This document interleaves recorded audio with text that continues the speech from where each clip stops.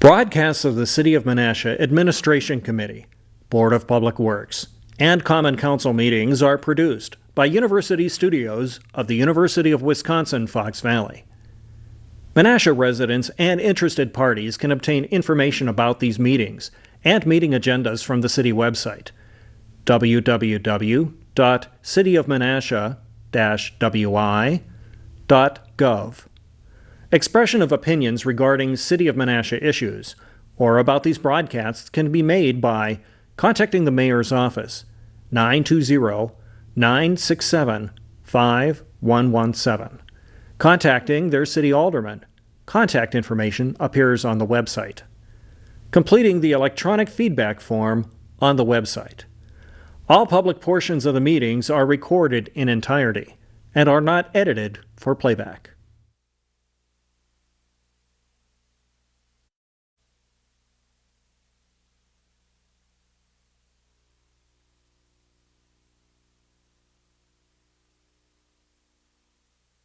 Good evening. I'd like to call the City of Menasha Common Council meeting to order. Please rise and join me for the Pledge of Allegiance. I pledge allegiance to the flag of the United States of America and to the republic for which it stands, one nation, under God, indivisible, with liberty and justice for all. Could we have the roll call, please? Alderman Nichols. Here. Alderman Taylor. Here. Alderman Sevenick. Here. Alderman Collier. Here. Alderman Kruger. Here. Alderman Zielinski. Here. Alderman Grotti. Here. Alderman Benner. Here. The next item on the agenda is people from the gallery to be heard on matters pertaining to the agenda. Is there anyone who would like to speak this evening? Seeing no one, we'll move on to the introduction of the 2018 operating budget. I have a short PowerPoint that kind of describes some of the things that are in the budget. Then we'll go through with each of the department heads through the next 3 evenings and talk about their budgets.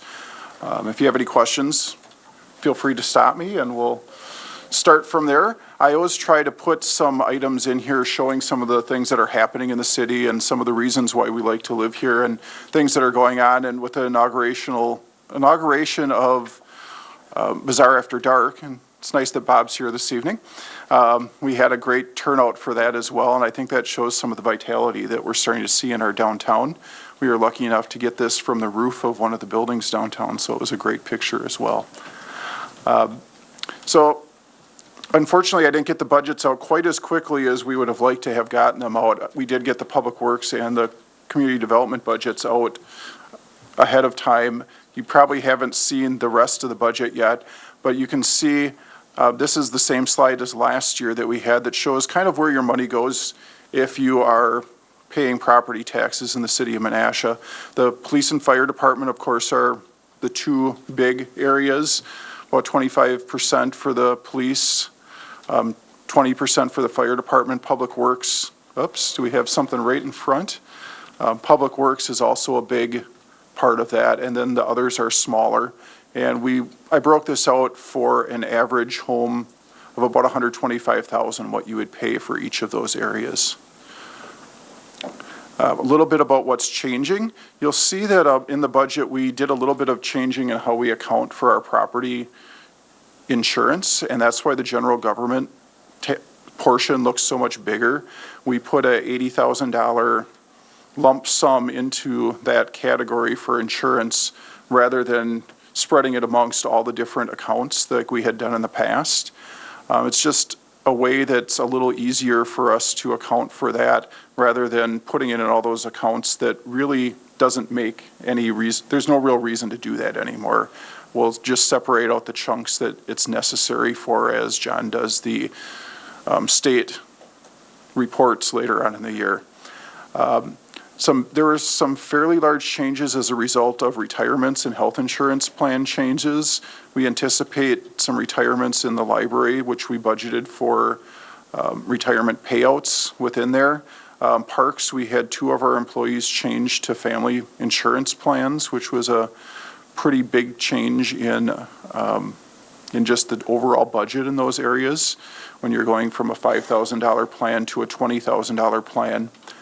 Public Works, we're seeing a little bit of an increase in actual costs for recycling and garbage collection, so that played a little bit into the public works area. We're also doing some epoxy painting, which for the street markings, which are better visually, they're easier to see at night, and they last for 5 or 6 years rather than every year. And some extra street lights over in the UW Fox area. And then also the health insurance changes, and we'll talk about that a little bit. A fairly small increase in health insurance and no changes really for what the employees will see. We saw this slide a little while back, but this is talking a little bit about our equalized value. Our equalized value grew 6%, and as you can see, it's above the state average and above kind of our peer communities in the area. This is the second year that we've seen a really high increase in equalized value in the community. Part of that is due to the One Menasha Center Tower being fully on the tax rolls. Part of it is due for just general construction throughout the community. We didn't see as high of property building permits going out in 2017, so we don't expect to see this big of a number next year, probably more of an average growth year in 2018. I mean, for 17 in the 18 budget. And likewise, we saw a fairly high net new construction number, a 2.62 versus a 1.59 state average. And this is the second year again that we've seen higher than average numbers with our peers. And this number is a fairly important number because it sets our property tax levy limit, and it also plays into the expenditure restraint limits. And the expenditure restraint program, and I'm going to guess here, I think it's about $300,000 that we get from the state through that. So it's very important that we don't go over those limits or we lose those aids from the state. This is the first year, I think, in quite some time that we've actually seen a net increase in our shared revenue and highway aids. Highway aids went up quite a bit, and that's due to both a change in the state budget as well as a increase in the amount of highway construction, street construction that we've done. The aids are based upon the amount that you spend in the past 3 to 5 years, I believe. So that's why that numbers went up, because we have been bumping our street construction numbers. But as you can see, our numbers are still substantially lower than they were in 2011. Geodebt, I know debt is something that's very important to us here, and we had some discussions at our joint meeting with the city of Neenah about debt. And as you can see, we're continuing to chop away at that debt. We're still a little higher than we'd like to be. We'd like to be under 50% of our limit, and we're closer to 55-60% of our limit right now. But as you can see, we went down another $2 million between 16 and 17, heading in the right direction, and it allows us to do some other things that we would like to do as we move forward.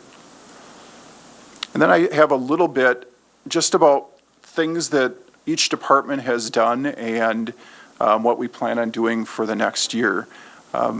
Community development's been extremely busy, both with new construction and putting some new plans and new programs together. We hired a new principal planner, but I think one of the biggest things that we've been really doing is working on the property survey program and the paint and restore program. The property survey program has been started. Some of those letters are about to go out. The paint and restore, we've created the program, and we would see hopefully the first projects next summer. The construction on Valley Road has started. We're excited to see a very blighted building go away and be replaced by probably close to $1 million in new value. And we are almost through with the land use plan for the downtown. I saw Dave and Sam working on that this morning, and we hope that'll allow us to do some more economic development as we move forward. And another big thing is we did the TID reporting this year, and that was a really positive thing to show us that all of our TIDs are performing as expected, and they will all hopefully close in a positive cash flow position. Whoops. And some things that we hope to do next year is complete the purchase of the Bonta site. Our GIS program is, oops, that says CDBG. Oh no, GIS, okay. I knew we had GIS on there, Dave. Our GIS program has not been as up to date as we'd like it to be, and it's a very important way to develop and gather data, learn about our community, and do customer service. And we're hoping with Josh on board in Public Works and some renewed emphasis in community development, we get that a little bit further off the ground as we move forward. And then also working on the CDBG funds and the loan grant programs within our housing, knowing that housing is an important part of our community and having strong neighborhoods is good for us as well. And then you can read some of the other things on the bottom, but also the biggest probably financial portion is the very last one, that we're looking to open up some new subdivisions through our deferred assessment program, and we'll talk about those as we get into the budget a little further. Public Works, one of our big projects this year, the Mill Street Terminus, almost complete. We have a little bit more work to do on that, but we've also completed a lot of roadways throughout the community. I think we're almost complete on all of those at this point.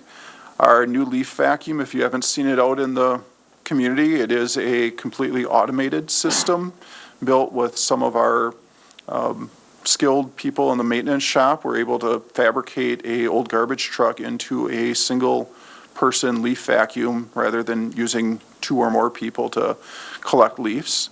And then our facilities person also facilitated the move to this building, and that was something that went really well due to his efforts and his continued efforts to kind of get us completely moved in.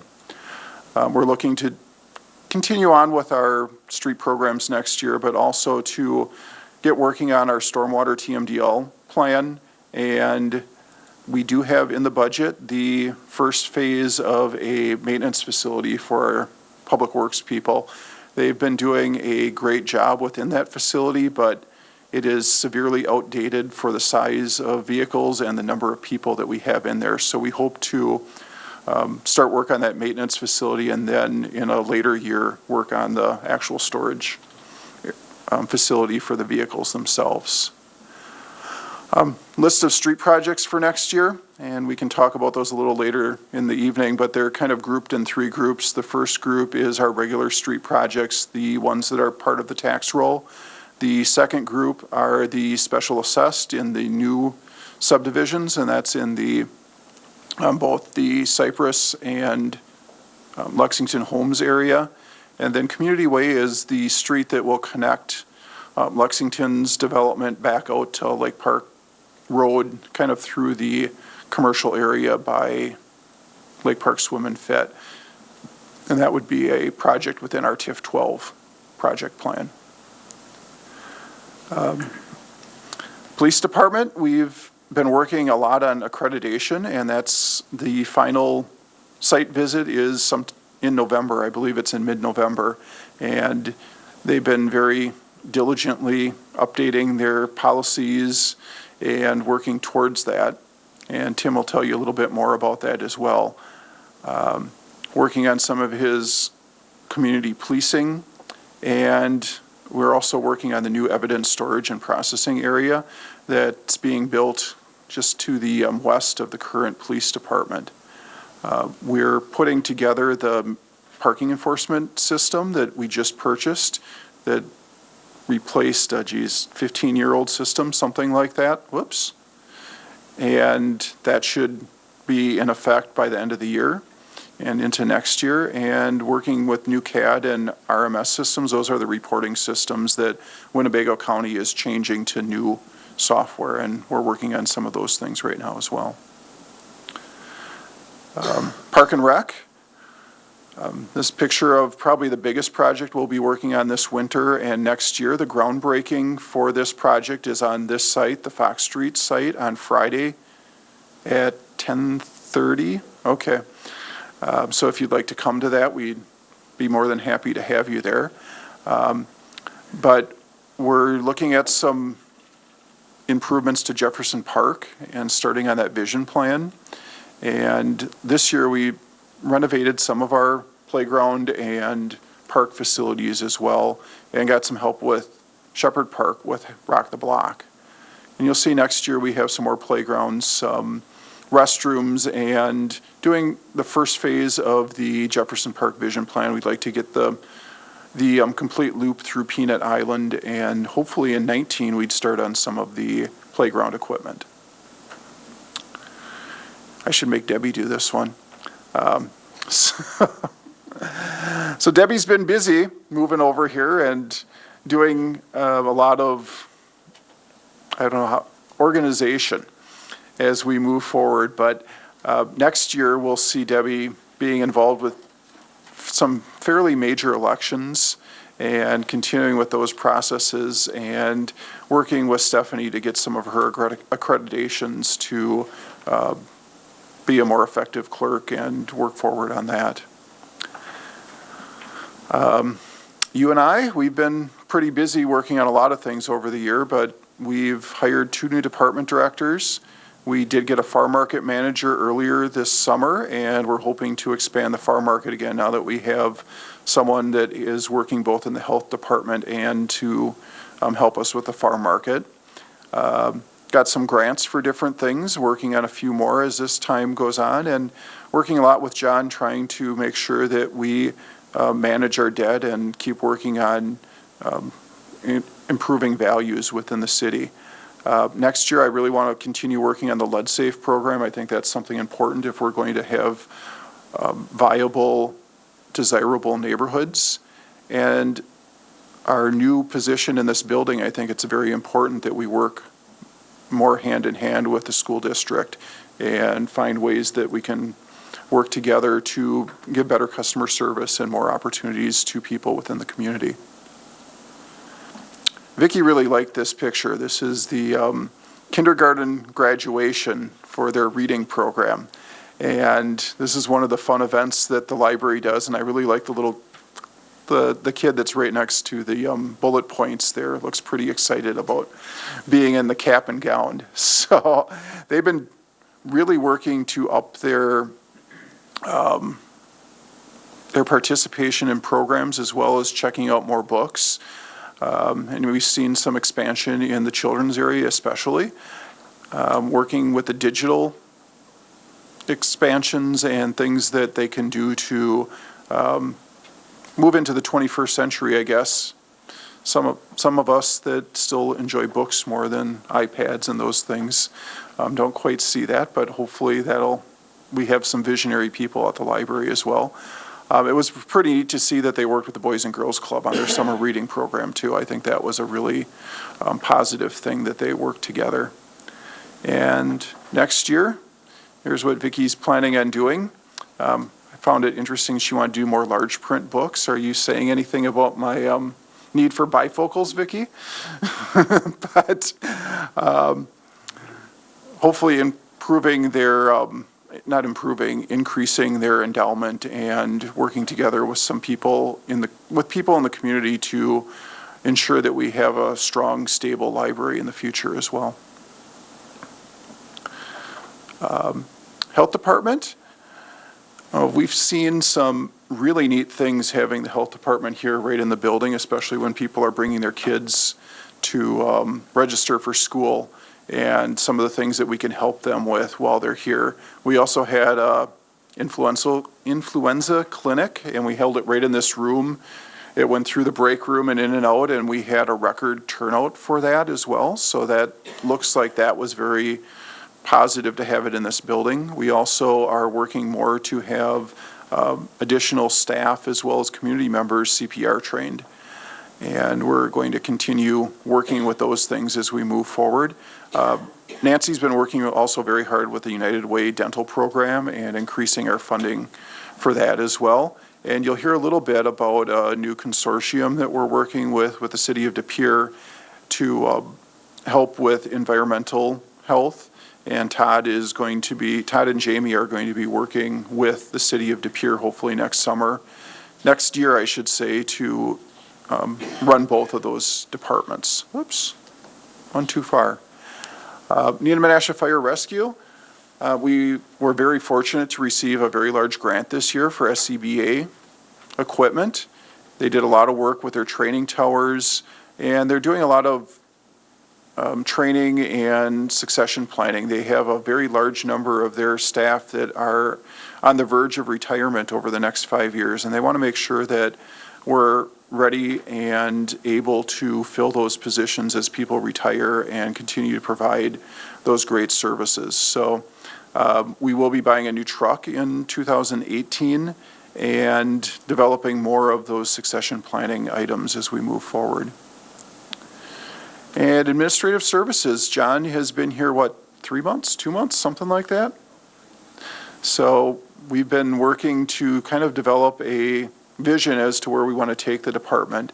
And we've done a lot of financial things this year already, but hopefully next year we're looking to do some of the more HR things and updating the employee handbook and working to analyze some of our IT and other areas to move forward in that area as well. But also the debt plan and our 5-year CIP. And the last thing I have is the budget schedule workshop, and we've got 3 nights.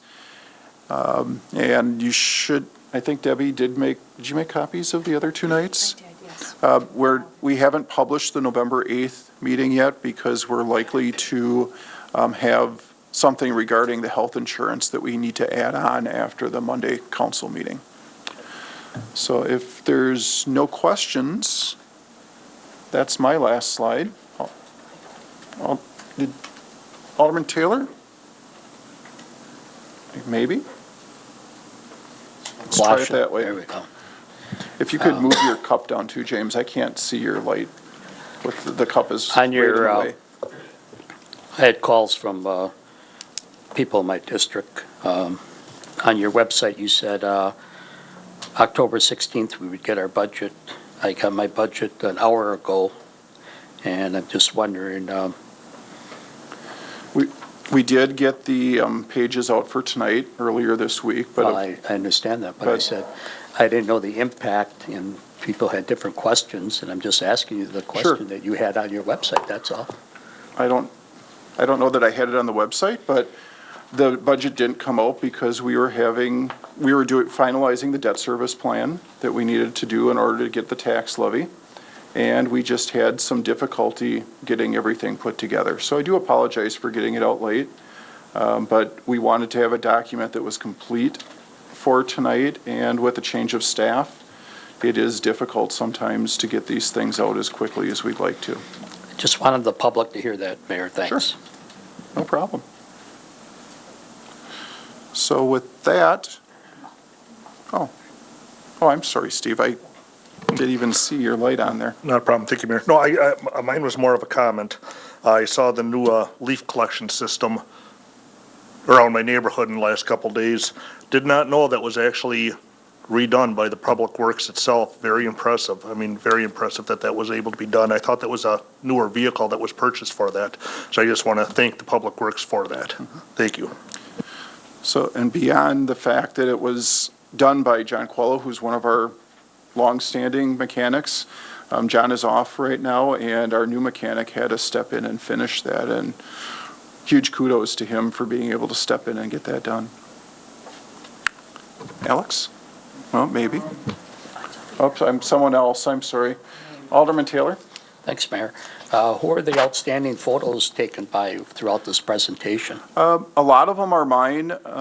There are some that are not mine. Okay, There's very a good. few that I stole elsewhere, but most of them are things that I've taken. This one's actually by Dan Pameter on the roof of his Okay. building. And that other drone shot, that's by Dan. That one is actually, that one was in last year's presentation too. Very nice representation. Thanks. You're welcome. Patrick's gonna have to Okay. Well, I think I cut some people off, but we'll move forward here. Alex? All right, thank you. Like Alderman Taylor said, I'm trying to comprehend all this because I just got it. So as I'm reading through this, it's set up a little bit different than last year, as I'm probably sure it is every year. So with the way I'm reading it and the way numbers are right now, generalized about the budget, we're looking at an increase of 293,545. Yes, if that's what it says, somewhere around there. I see that on your, Okay, yep, that's First. the number. so that's the number so it's about a $25 increase for a $100,000 home. Yes. That's what we're looking at? So if you look at the next page, the one that you have your hand on there, you'll see the general fund expenditures, that's 2.5% increase. And then the revenues also have an increase. Okay. And the total, there's a blue shaded area, nope, on the page that you were originally on, right by your finger Yeah, down there at the bottom. 2.9, yeah. So that's the increase in the levy. That's what we would actually collect in taxes. So 2.96%. And if you look, the next line down is the equalized rate. Okay, yep. That is going down by about 10 cents. Because the market value of our homes grew faster than the assessed value of our homes. So if you would sell your house, you're likely to get more than what the assessed value is. The assessed value is likely to be more than it was last year. We don't have those final numbers. Did I do an okay job of explaining that, John?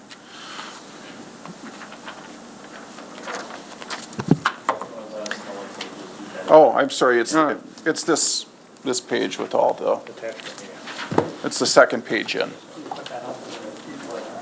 I don't know if we have this one up there. We do not have this part, Patrick. I don't think we have this whole piece of this all scanned yet, but we will for tomorrow. I'm assuming for tomorrow, for Thursday's budget workshop, so we have it out there as quick as possible. As the mayor was mentioning, you've got an equalized tax rate and an assessed tax rate.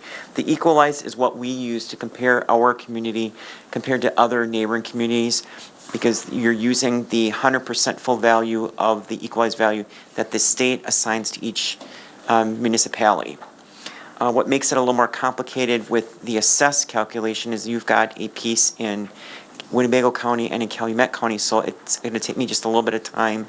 I don't know if I'll have it ready for tomorrow yet, but I definitely would have it ready for either next Monday or next Wednesday on the distribution on the assessed rate. What happened for 2017 is that the assessed valuation for the Calumet County portion of the community stayed pretty much close to what the full market value is that the state assigned. So the assessed rate will not change much from last year to this year based on our budget here. What will happen though is that there was a 3% difference gap that showed up now for the Winnebago County side. So there will be a larger change in the assessed rate for those Menasha residents that live in Winnebago County, because the full market value for the Winnebago County side accelerated much faster than our assessed valuation did. And I know our assessor on a 3 or 4 year cycle goes through and does a revaluation of property, so it's something we'll have to make sure to keep that on their radar for the next year or two to make sure that they're staying, since the state went that much quicker, much faster increase on those properties in the Winnebago County side. So there's going to be a little bit more of a change. There'll be a larger a change in the rate on the assessed rate that'll show up on the tax bill if you're in Winnebago County or on the Calumet County side. But that's based on what the state is doing with full market, and that's totally out of our control. This is something that the state does. So it's going to take just a little bit more time, a couple days, just to get that all ironed out. And then last year you had a debt service page. Do you have that? Or did you figure out? The debt service much is we're in the paying? center of the page as well.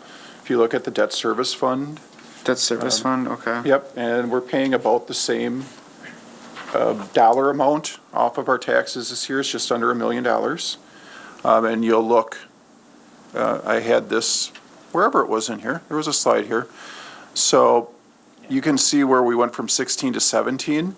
From 17 to 18 is going to be dependent on what the council decides they want to do with the deferred assessment program for the Woodland Hills and the area up by Silver Birch. We have 2 developers requesting that. So, and they're looking for over $2 million in deferred assessments. So I have that in the budget right now. I'm not sure where that's going to go. But our debt could stay flat, or it could go up, depending on how much we want to contribute towards that deferred okay. assessment program. Thanks. Okay. Uh, Alderman Nichols. Thank you, Mayor. I don't have a question, but I would like to offer a motion before we start the official business of reviewing the budget, if it would be germane at this Sure, moment. what is your motion? Traditionally, over the last few years, we have established sort of a limit or a ground, a floor at which amendments could be offered. And so I move that any amendments to the budget that would be offered be a minimum of $1,000. There's a motion and a second. Is there discussion? Alderman Sevenick. I know that there's a handful up here that always feel that strongly about that, but we're here to do the people's work.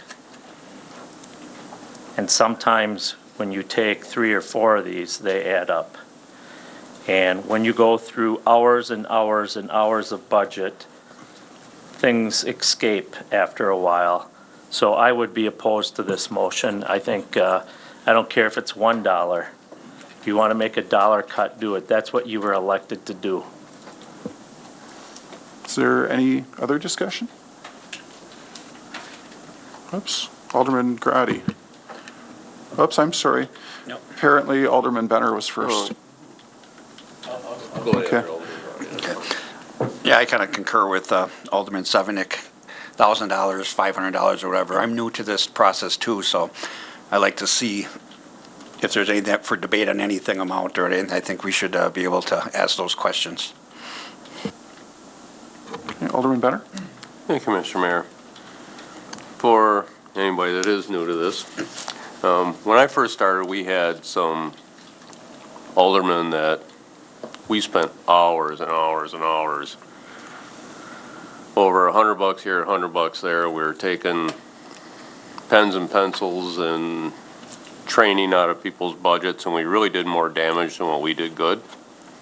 And at the end of the day, I think one year, I can't count how many hours we did spend. And when it was all said and done, it saved less than $2 on my tax bill. And we did damage to a lot of departments. But I'm the one who usually made this motion. And a couple things came up that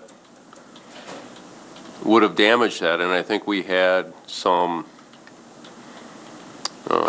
we made a motion within to go over those rules and accept something. And I think this council has been pretty responsible the last several years, and we haven't done that.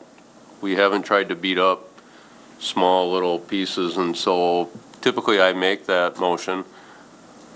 I was thinking about it for the last few days, and I thought, I'm not going to do that this year because people really haven't been doing that. And I think if we just stay responsible with it, I'm okay not doing anything, but if somebody actually does bring it down to taking $1 out, I might jump on board with that, because $1 does, in the big scheme of things, $1 does nothing except damage when it's all said and done. It needs to be significant, and I hope we just stay responsible. And actually, I'll be voting against this motion, even though in spirit I am in favor of it, and I just hope everybody does the right thing and we don't spend hours and hours and hours over $50 or something crazy, that we just stay responsible with it. And I think for this year I would just sit back and see how we do, and if it seems like it's getting absurd, well, then certainly in the future I'll be, if I'm here, I would be in favor of staying with $1,000. Thank you. Seeing no further discussion, could we have a roll call vote, please? Oops, I'm sorry. Alderman Collier? I was the new guy last couple of years ago, now I'm the new guy. I went through this budget last year. I enjoyed visiting with the fire department and other heads, staff and public works, and trying to find out how I can wiggle $1 or $50 or $100. But I found out that when you look at the numbers and look at what we have and what we can afford, they're usually in the ballpark. So if I'm looking at numbers, I'm looking at least $1,000 or more, but usually I try to find something to juggle. So I'm going to vote for it. I don't think this budget this year is going to be way out of line. I hope we don't do hours and hours of nickeling over a nickel and grandstanding over a dime. So we can go on with it now. Thank you. Alderman Benner? I'm glad I heard Alderman Collier's, because one thing I did want to mention is in years past, we've had aldermen being frustrated that they couldn't find money to take out of this budget because it is pretty tight, and there's really not a place to go in there and say that we can actually take any serious money out of anything to do anything. And I think that when you do make a motion, I think you need to look at what the total impact's going to be to a department and really how it's going to impact a person's tax bill. And for discussion, you know, at this time, you can look at things and determine what it is, and then make your motions for altering it at the end of the budget session. But for right now, I haven't seen this budget. I saw tonight's items that we have to review, and I highlighted a few items that attracted my attention. But usually when I do that, those things get taken care of through discussion, and you don't have to comment on them. But, so we'll just see how it goes, but I really don't think that if anybody looks at the budget responsibly, I'm sure they won't find a lot of room for a lot of movement. I remember Alderman Sevenich had one a couple of years ago, or maybe, yeah, when gas prices went down, and that was a significant savings, and if the $1,000 restriction would have been there, he might not have been able to do that. And I think that was a fairly significant change. But there wasn't anything else I saw anybody nitpick on. So just based off our past history and in the last couple of years, I'm okay staying the way that we are. Thank you. Alderman Nichols? Thank you, Mayor. I just wanted to be clear that my motion was offered in the spirit of cooperation. $1,000 either way has a minimal effect on a multi-million-dollar budget, and I was simply trying to provide a floor from which to begin a good discussion on such an amendment. Okay, seeing no further discussion? Oops. Alex is... You can let the director. I just wanted to, just a little information on 2 points. On that second page in your white binder, where we've got the summary information there for all the funds and everything, if you look at the yellow number that's shaded for the general fund expenditure for the 2.51% increase, that could have gone up 3.7%. We had a huge amount of growth this year. So we are underspending the limit that we're allowed to by state. We could have gone up another $203,000. So we are leaving that off the table, which will, in effect, be a ripple effect for next year. So we're actually artificially setting that number lower already going into the using this as the base, going into the 2019 budget. So we have already, based on the recommendation coming from staff and from the mayor, we're already $200,000 lower under the floor or under the ceiling that the state would have allowed us to use for an expenditure restraint. So we're already below that, about $200,000. And then also on the tax levy number, the 2.96% there, we could have gone up roughly another $25,000, $30,000. We're under that threshold also of the 2.62% growth that we were allowed to by the state because of the growth.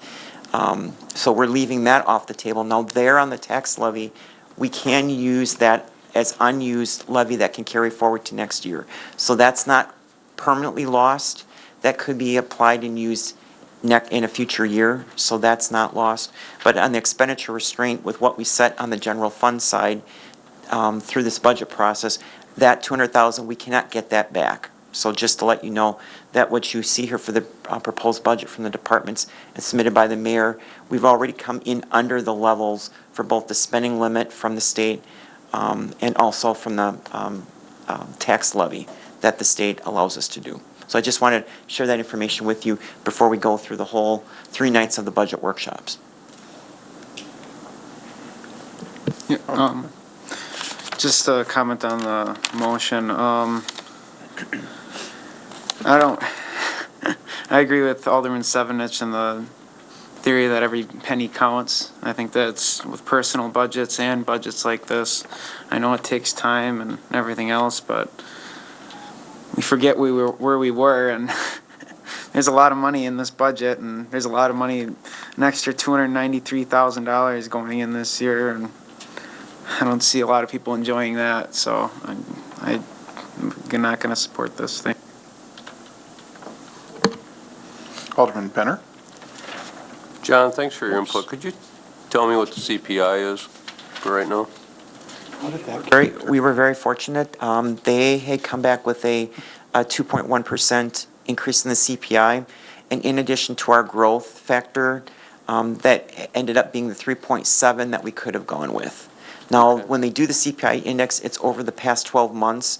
So the CPI index that they were using was from October 1st of last year through September 30th of this year. So it's not calendar year, it's based on the previous 12 months, and they have to get that information out to us in late October. So they're using the September 30th as the cutoff date. So it's the previous 12 months from September 30th of this year going backward 12 months. So that's how they come up with that. But 2.1 is what they had come up with. And then with that plus our growth of the 1.6% that we were given, that added up to the 3.7% that we could do on the general fund expenditure restraint program. So the state said that 2.1 was the CPI that you can use for your, Correct. for your Yes. value? Okay. Now, compared to last year, it was much different. I don't remember the CPI index, but the rate of the expenditure restraint was only 1.9 last year, and you did come in underneath that, of course. But this year it's 3.7 because of our growth and CPI were both much higher than they were a year ago. Okay, thank you.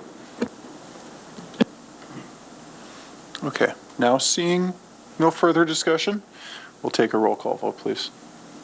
Maybe.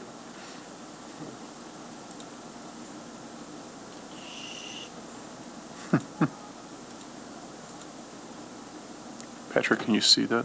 Something's popped up here? Okay. There we go.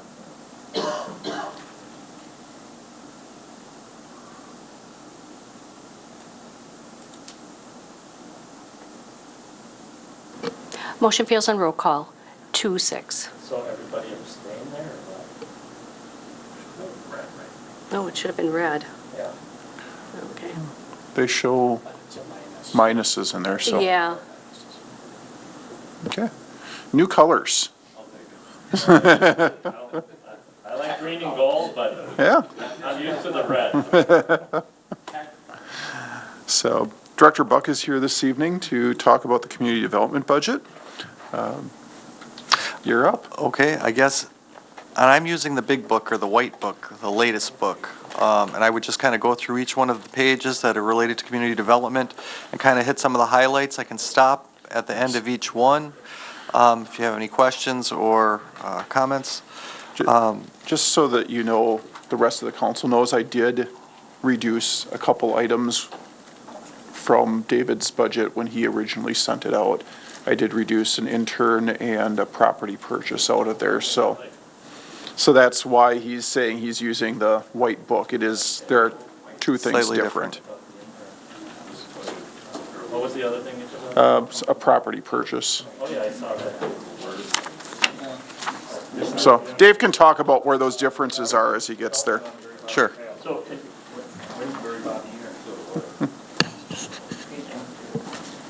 Stan? thank you, Mayor. Just because you are new, and also John, to make it much easier for us, as you can see, these books are thick. Right. That every time you discuss an item, please refer to the page, and then also the account number or something like to that effect. Makes it much easier. Otherwise, we're trying to we're searching, Jump and around. while you're talking, then we miss what you had said. Gotcha. Okay. Well, I'm going to start with the inspection or the inspector account, which is page 63. Again, in the white book, the larger book. And again, what I was going to do is just kind of hit the highlights of each one of these. We got a lot of them to go through. So this is our in-house inspection services and our contracted inspection services.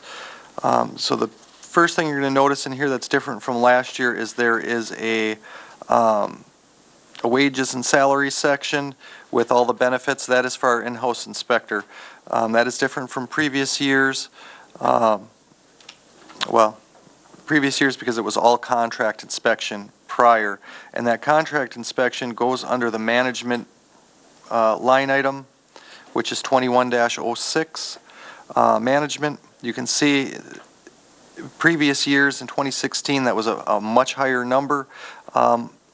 That is the amount of money that we pay out to our commercial building inspector. And so the projection for 2017 is that we'd be paying out $53,000 for that service. A little bit higher projection for next year in 2018 at $55,000. And to kind of describe how that works a little bit, so the commercial inspectors do their inspections, they do their plan reviews, we collect the fees. In the past, we have then given 90% back to Safe Built as the contract. This year, it would be 85% that we would return back to Safe Built. So those are revenues that come in that go to pay that. So it does adjust that way.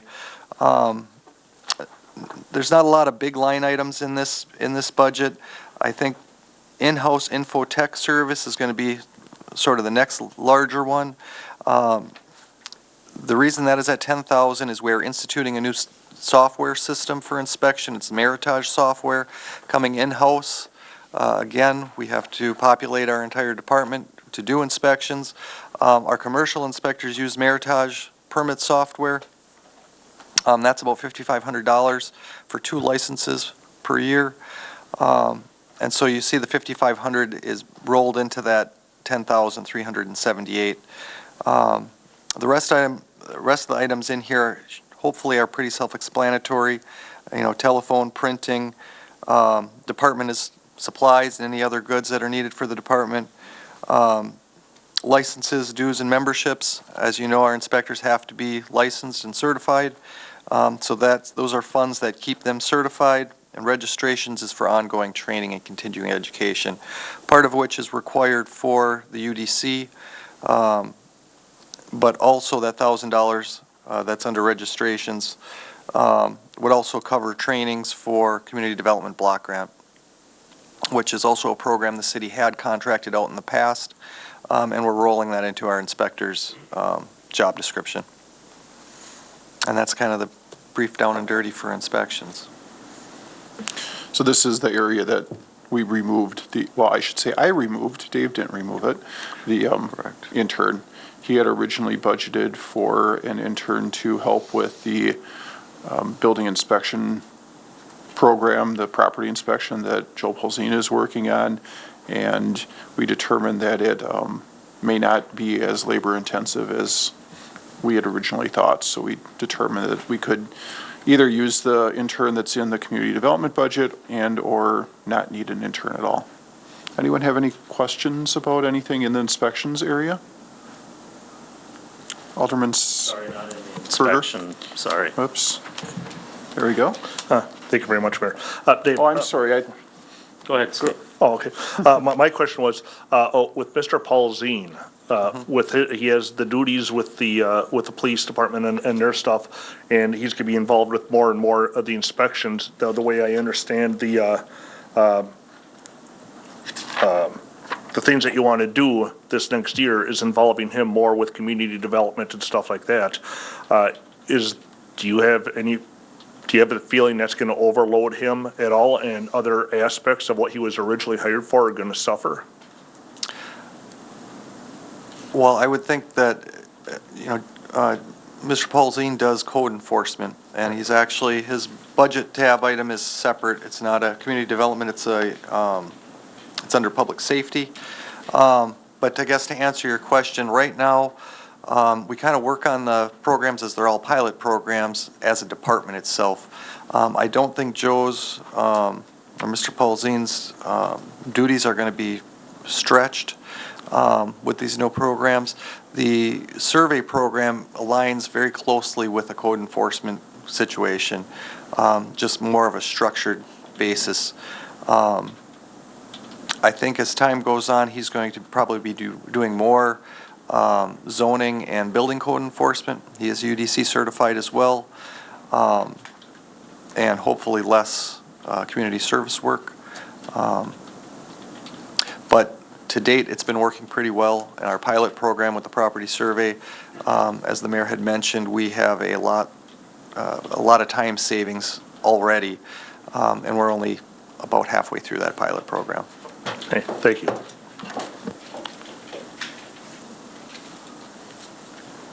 Sorry, Alderman Sevenich? Gosh, everyone's mispronouncing my name today. It's Seven Nick. Very simple. My tongue is You, fat. the three over there, I don't think it's a personal joke or something, but anyways. Can you explain, I know that we did some changing, I wasn't on the council last year, and you did some changes with the wages and how how he's gonna be divided up into different budgets? Joe Paulzine? Yes. Can you, He is a separate budget in the police department, so when we Right. get to the police department, that's where he would be, and if you wanna add to? Yeah, Joe's entire budget is right now under public safety. Okay. So it doesn't, it's not incorporated into the inspection. so, okay, that answers my question. But Joe does report to both the community development and the police department. I didn't see, because I'm looking at this 49,000 Okay. from back then, under wages. Oh, the wages in 2017 were for our in-house building inspector. It's just that we classified that person as a salaried employee rather than a hourly employee. Yeah. So. Alderman Taylor? Thank you, Mr. Mayor. Representing one of the oldest neighborhoods in the city, certainly has different needs, and I appreciate us getting this position finally covered for inspections of residential homes. And it's been long overdue and long coming, probably about 4 years. And so I'm happy that the mayor mentioned in his opening remarks that we're going to really try to be very proactive with our older neighborhoods, our older housing stock, and to much improve that. So I appreciate this. Thank you. So anything else on inspections? Okay, moving on then. Okay, well, we jumped quite a few pages to page 153, which is the community development budget. I'll give you a couple seconds to flip over there.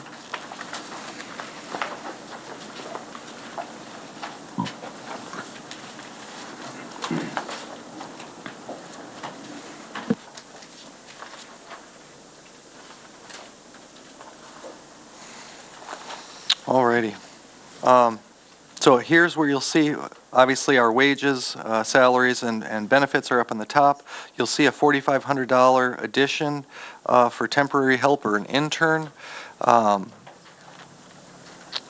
would be an intern that we're primarily thinking to either work on the GIS program and getting that updated and up and running, or a pedestrian and bicycle circulation plan would be the two primary duties for that intern, but obviously they could help out with any of the other duties generally in community development, including inspection.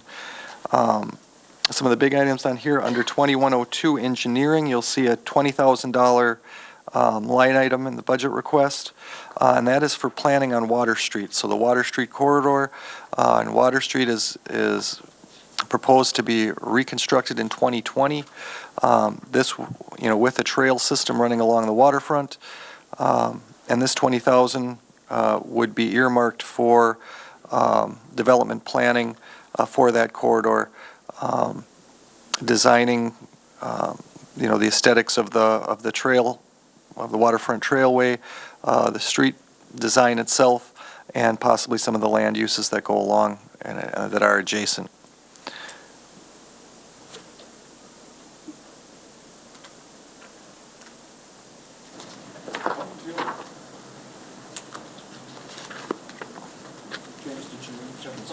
Oh, I didn't hear you.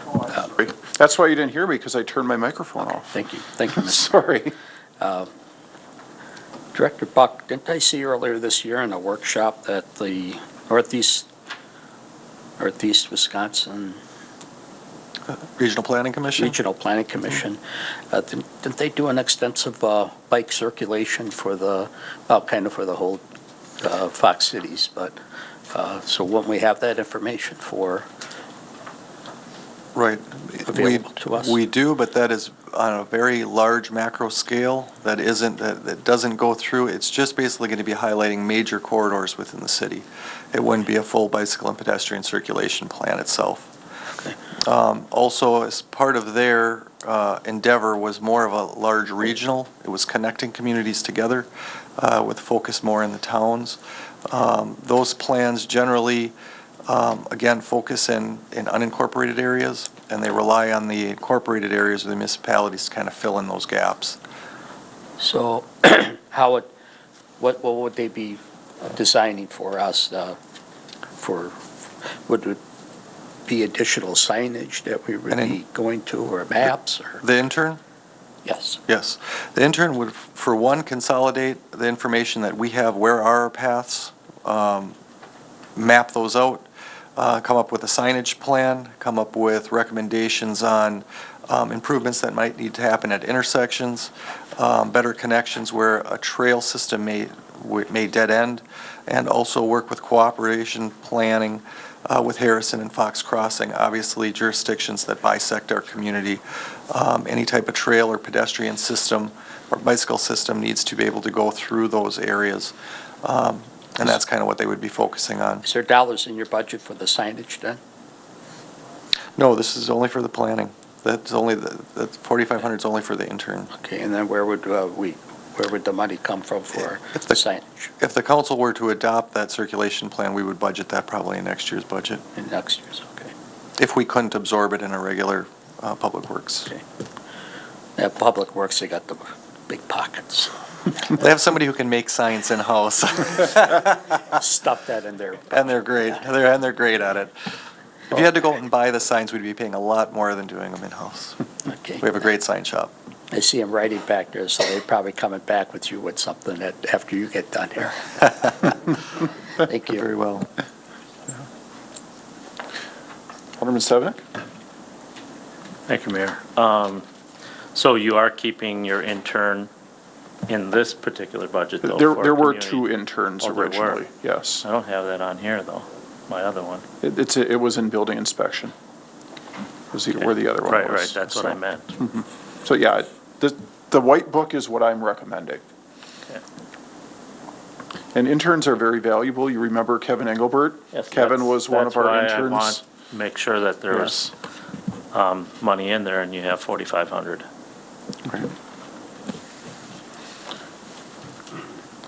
If it works, Alex, I can let you.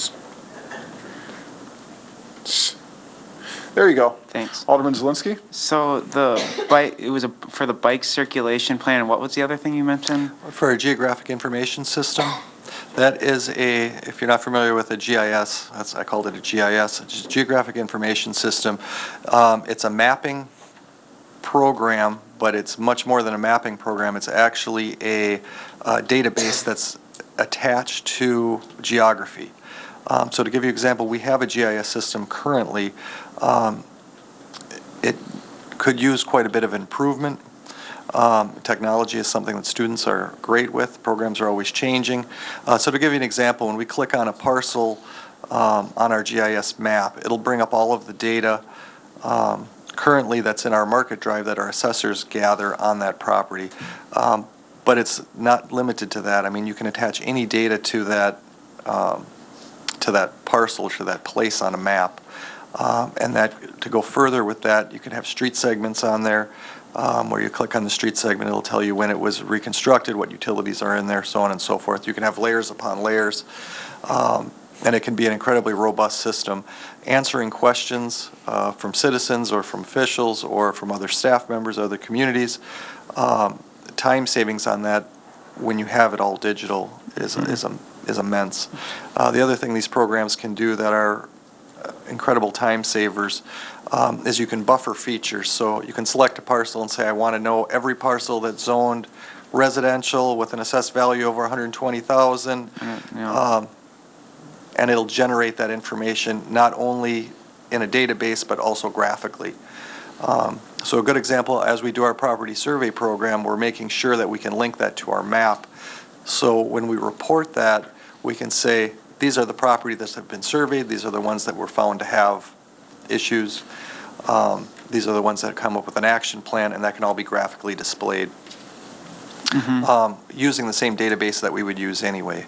But our system is dated, and we have issues with coordinate systems and other technical issues that need to be addressed. Does our new, I'm sorry, I forgot his name, but our new Kevin Engelbert know how to do this? Sam Schroeder? Yeah, Sam Schroeder. I'll let let Sam know. He has been trained in geographic information systems, and with enough time, he probably could do it. I don't see him having the availability to do that.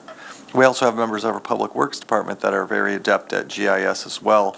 But again, it's not only the ability to do it, it's having the time to be able to do it.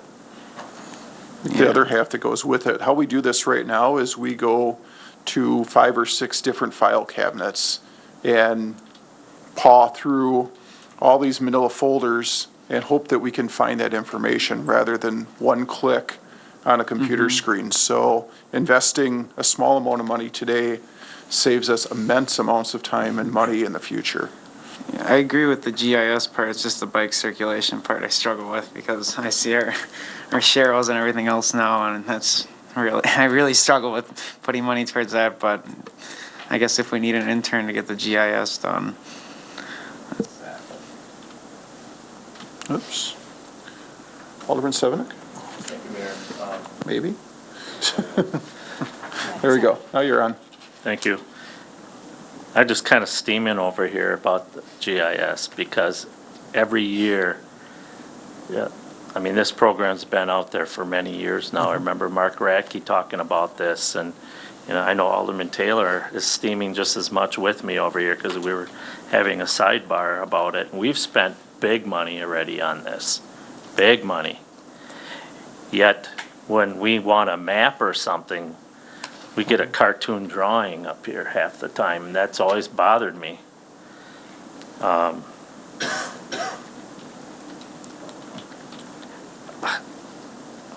just, with your new printer, Mayor, and if we're going to actually start having our employees train, I mean, we spend a lot of money on training, too, for this. I hope that what comes forward as far as information for this body is much better, especially if we want to share it with the public, like up there. So I think the one nice thing about this move here is being able to have these screens for the public to be able to watch to see what we're doing, because just making motions doesn't help. And so if we're going to get into this more in depth, I hope that we share it with this council and the community also. Alderman Taylor? I echo Alderman Sevenik's sentiments there. And just to kind of take it a step further, last year we invested big dollars in a copy machine, and packet after packet, we couldn't even read some of the stuff that was on it. We had a real estate agent come in a couple weeks ago, and what outstanding maps did they present to us with the businesses located on their color things. And that's the quality of things we need up here, especially with a new subdivision or something. Things are happening out in the 8th District a lot that a lot of us don't realize. And so, we should be kept updated with this type of system. It'd be a great tool for everybody. I'm looking at your marketing budget here. Can you want to go through those numbers with us? Sure, I kind of got stopped at the first one, so Okay. I can go through, I can go through some of the other ones. So management, is obviously kind of what it leads to is, miscellaneous land division, easements, professional services, other things the department needs that we can't do in-house, is incorporated in management, as well as helping to finance the Rock the Block program. You wanted to talk a little bit about marketing. Marketing we have budgeted $15,000 for that. I've only been here a year, but what we have been doing with that is typically we'll take some of those funds for the regional partnership, the Fox Cities Regional Partnership, and in this case, $3,000 of that budget would go into that. We do some advertising, and it's typically in the Fox Cities magazine. So you'll be seeing in the Fox City magazine for next year, there'll be an advertisement for the city of Menasha. There have been some for Neenah and Appleton in the past, and it's a very good value. What type of dollars are you thinking for that advertisement for the magazine? Just $2,000. 2,000? Right. We partner typically with the downtown business owners, or we have this year. And so our share was $2,000. It was a much larger bill, but that would have been the city share. We'll have an events column on it. There's some private advertising on there, but then also there'll be some highlights of the city as well. And then there's $10,000 that is budgeted in here, and that's for miscellaneous marketing opportunities and city promotion. I can't tell you exactly what that is going to be. Typically, those are going to come up as we go forward. We have talked about making some videos, video promotions for the downtown area, some print promotions for some of our larger corridors, particularly Lake Park and Oneida Street. But that's sort of a placeholder for that. Let's see what else we have in here that's a large item. There's not too many other large items in here. I'm going to say this to other departments too. When we make these videos and they're expensive, for instance, like I think our last one, our catchphrase was "Your place on the water," and then we have departments coming up here and, for instance, loop the lake, and then we run it through a neighborhood. We have 1,500 feet of shoreline on a lake that we could boast about, and we don't do that, So I would like to see everything kind of fit when we marketed these dollars for these things to really represent what our message is in the community, and that'll be with other departments too. I'm not just saying for you, but I'm saying when we make these videos, I think we should have a clear direction because of the expense of them. You had mentioned part of this is for $3,000 is for the community partnership. Great. And I know is that going to appear in the budget at a different page here? Well, the partnership, the funds for the partnership, so it's basically $18,000. It's $1 Yes. per resident, and it is broken up into actually 4 categories. So $3,000 is in general community development. $3,000 is going to show up in TID number 6. $6,000 will be in TID number 9, and $6,000 will be in TID number 12. And the reason it's broken up that way, obviously TIDs 6, 9, and 12 all have quite a few more developable sites in them. Those are going to be our prime areas for development itself. So marketing dollars coming out of those categories are going to see the most direct impact from the efforts of the I have the Fox Cities. I have the 2017 budget here. Is that how that was divided in last year's budget? No, there was much more in last year's budget that came out of community development marketing. For that?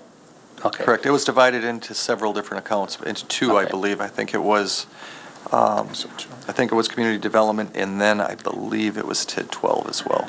6. Because I didn't 6, see TID that in the 6. first budget handout we had here of that name and the dollars that were put, the 18,000 or whatever Will have to be 17,500. 17 something. Yeah. In one line item for that. Okay, so this is a little bit different this year, where you're taking some. I kind of broke it into the different marketing accounts, being that generally what the regional partnership is doing is marketing our community and marketing the region.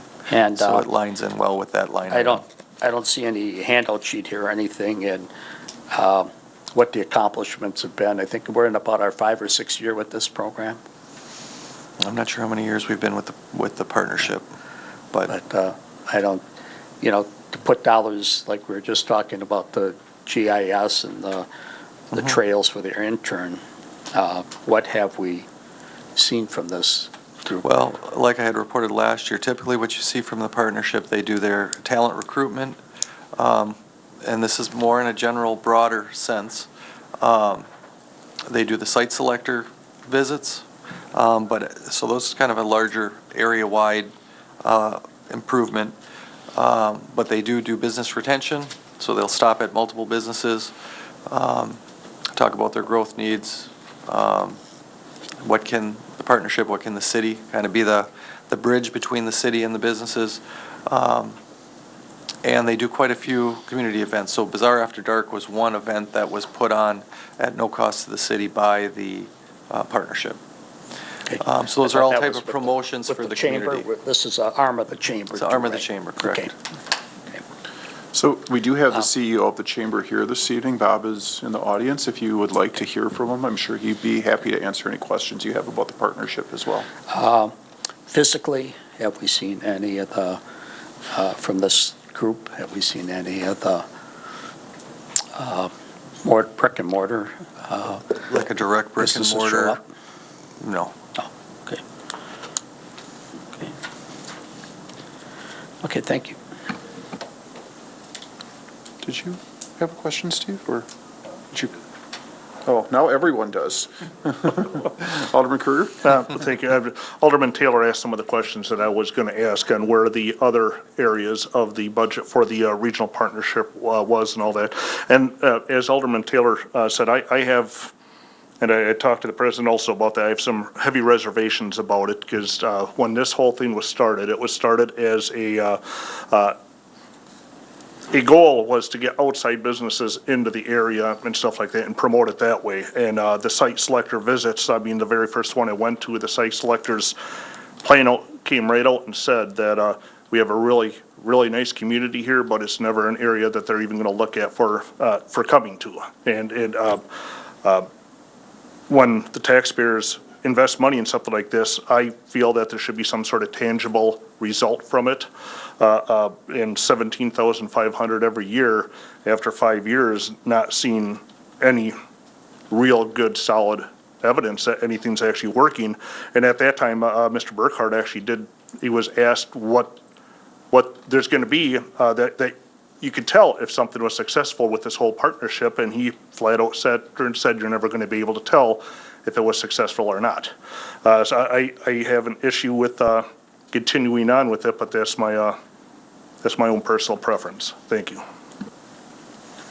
Well, and some of the items that are non-brick and mortar that you're not going to see, I mean, development in the region supports the residents of our community who may work at those other sites. Also, the site retention visits assist oftentimes with businesses that are looking to expand and may need assistance doing that, or that are considering leaving, that the site retention visits then give them some assurance and some, I don't know how to put it, but some security to want to stay. So, I mean, as far as Alderman Taylor had said, is there a brick and mortar project that I can directly tie? In my year here, no. But there is the auxiliary benefits from that partnership. And they're not brick and mortar, but the downtown event, the Bazaar After Dark, was quite a good promotion for the community as well. Alderman Sevenick? Thank you, Mayor. I'll save my comments on that for later, because I know there's going to be more discussion about that. The reason I put my light on is I want to talk a little bit about how this budget is made. and how it's differed over years.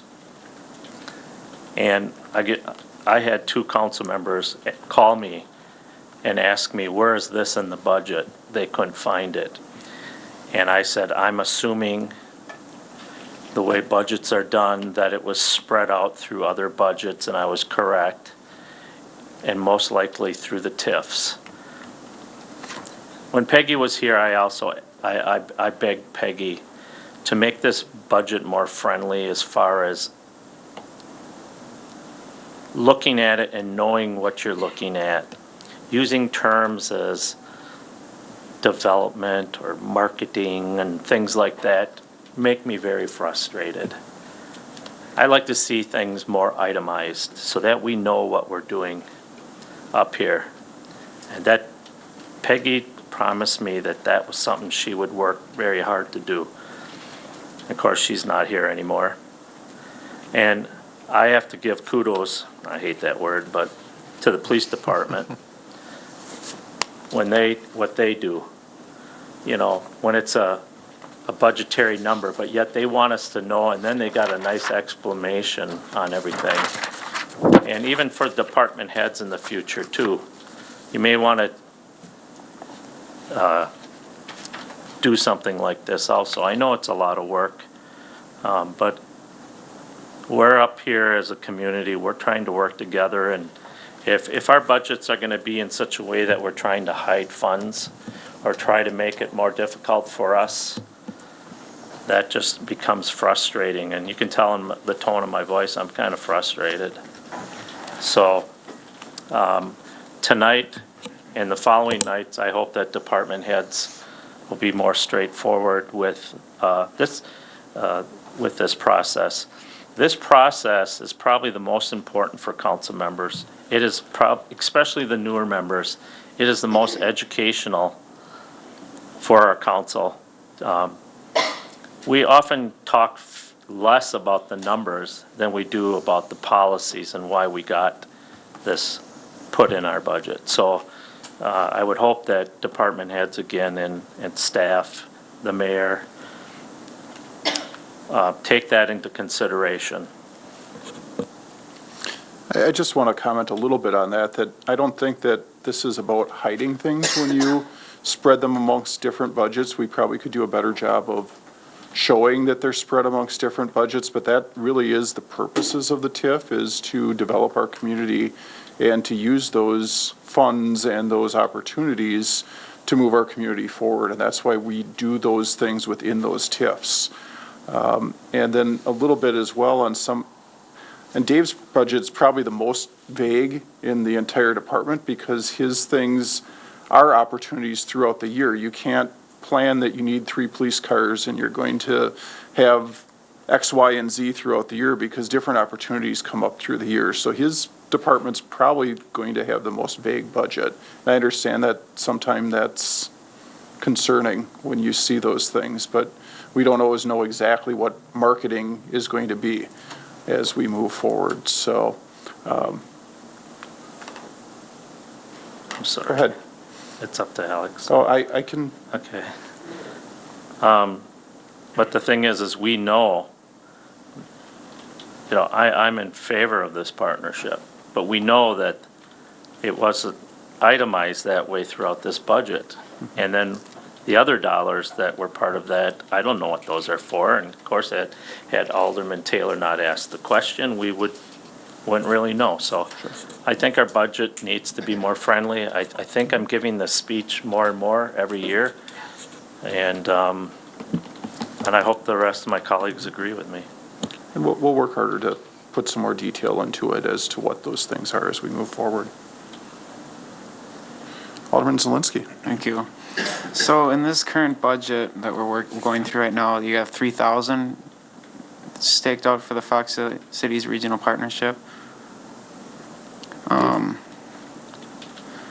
Well, because it's spread out throughout this and TID 6, TID 9, TID 12, I would just like to make the motion for the 3,000 from this one, 3,000 from 6, 6,000 from 9, and 6,000 from 12 as one motion to get, sorry, I just don't see the benefit after 6 years, I agree with Alderman Taylor. I know sometimes you don't see the benefit of certain places you invest, but this has been 5 years.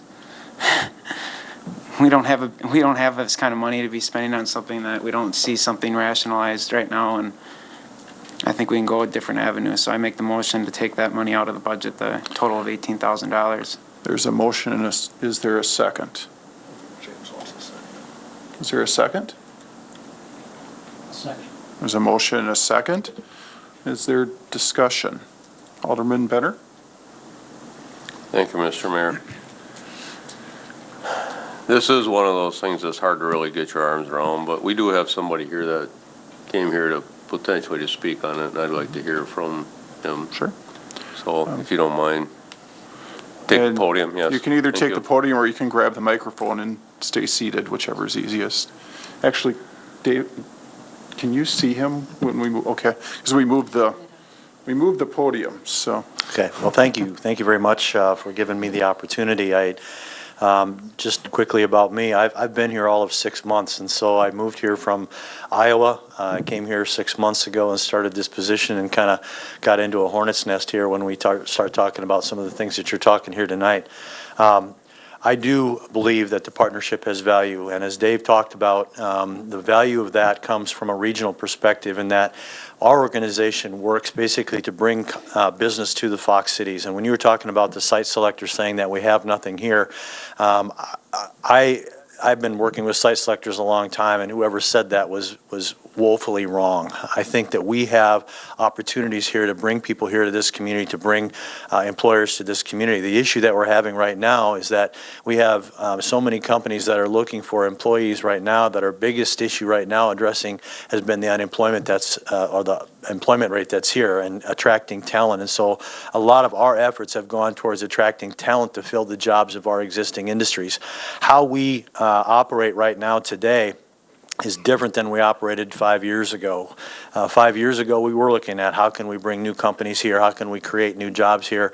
We're still looking at that, but it's not the number one priority. Right now, it's finding that talent that we need to fill the jobs that are already here, and that goes back to Dave's comments on the existing industry visits that we have. So from our perspective, we're looking at really four things that we need to do as an organization. Number one, retention, expansion of existing industries. How do we help them grow and expand? Number two, talent development. How do we work with our universities? How do we work with our trade schools? How do we work with our high schools to get more talent into the pipeline to fill the jobs that are here? And so we've been spending a lot of time on that. Thirdly, we look at how can we really create the image, the perception, and the brand of this region to bring more talent here and to bring more companies here, and to really look at how we fare when they compare us with somebody else. So we look at things like recreational opportunities, cultural opportunities, things like education, those types of things really play a role in how we function. And so as an organization, we've spent a lot of time creating those types of things rather than the bricks and mortar. The bricks and mortar is a competitive environment. The bricks and mortar that we have seen has been expansions of companies that we've seen here in the Fox cities, maybe not necessarily here in Menasha, but in other Fox cities regions, we've seen those type of expansions. 1,250 jobs have been created. About $75 million in new tax base has been created. So to say that we haven't done anything, in the region is, I think, an understatement. But I think that is not a good statement, I should say. But I think that going forward, one of the things that we're looking forward to is the fact that we can work with our cities, we can work with our organizations and expand what we do here today. So looking at things like downtown development, looking at things like development of internal lots within the city itself, redevelopment of riverfront areas, working with companies, again, in addressing the talent shortage. Those are all new things that we're dealing with, and moving forward in the partnership, those are things that we're going to be doing. So I hope that you will reconsider the motion that you made. We are, getting into some new areas here. I'm new at the helm. I'm hiring a new vice president for this position moving forward. We're going to be very aggressive in moving forward in what we do. And so I'm asking you to give us this opportunity to show you again what we can do. And hopefully that will result in some brick and mortar that we can actually point a finger to. So I'm happy to answer any questions. Again, I've been here 6 months, so forgive me if I don't know the history behind some of this stuff. But from my perspective, coming into this position, I see a lot of potential here, and I'd like you to help us realize that. Thank you for the opportunity. Thank you, Mr. Mayor. Thank you for that. One of the things, a lot of things that sometimes we don't realize is that, first off, we don't have an alternative marketing plan. We don't have the resources or the staff to do that. And we've kicked this around for years trying to figure out how we're going to market ourselves, and we can't afford, at least the council hasn't been able to put the money up or to afford to do that. So first off, that's the only thing we have that comes close to promoting our community. Plus, let's say they do open a large business in a neighboring community. If that business outsources, we could easily have a business here that does outsourcing for that business. The folks that work there could easily live here. They could usually come downtown. They could do a lot of things in this community that we don't recognize just because their building is not right here. And one of the things that was discussed is jobs, and we have businesses that close down, and they need to have a place to work. That doesn't mean they're going to leave our community. If a business comes up in a neighboring community, they still live here, but they could go work in that community. Well, that's a peripheral of this program that you may not think you directly see, but lives. And unless we have a better way of marketing ourselves than this, I can't see not investing in this program. And so I would definitely be against the budget motion that's on the floor right now. And I think we definitely need to stick with this, and unless we have a better plan. I have a standing core philosophy is you don't have a complaint unless you have a solution. And I don't hear a solution here other than to not spend money and then doing nothing. The end result of doing nothing, nothing happens. And I definitely am opposed to eliminating this program unless we have something different to do. Thank you.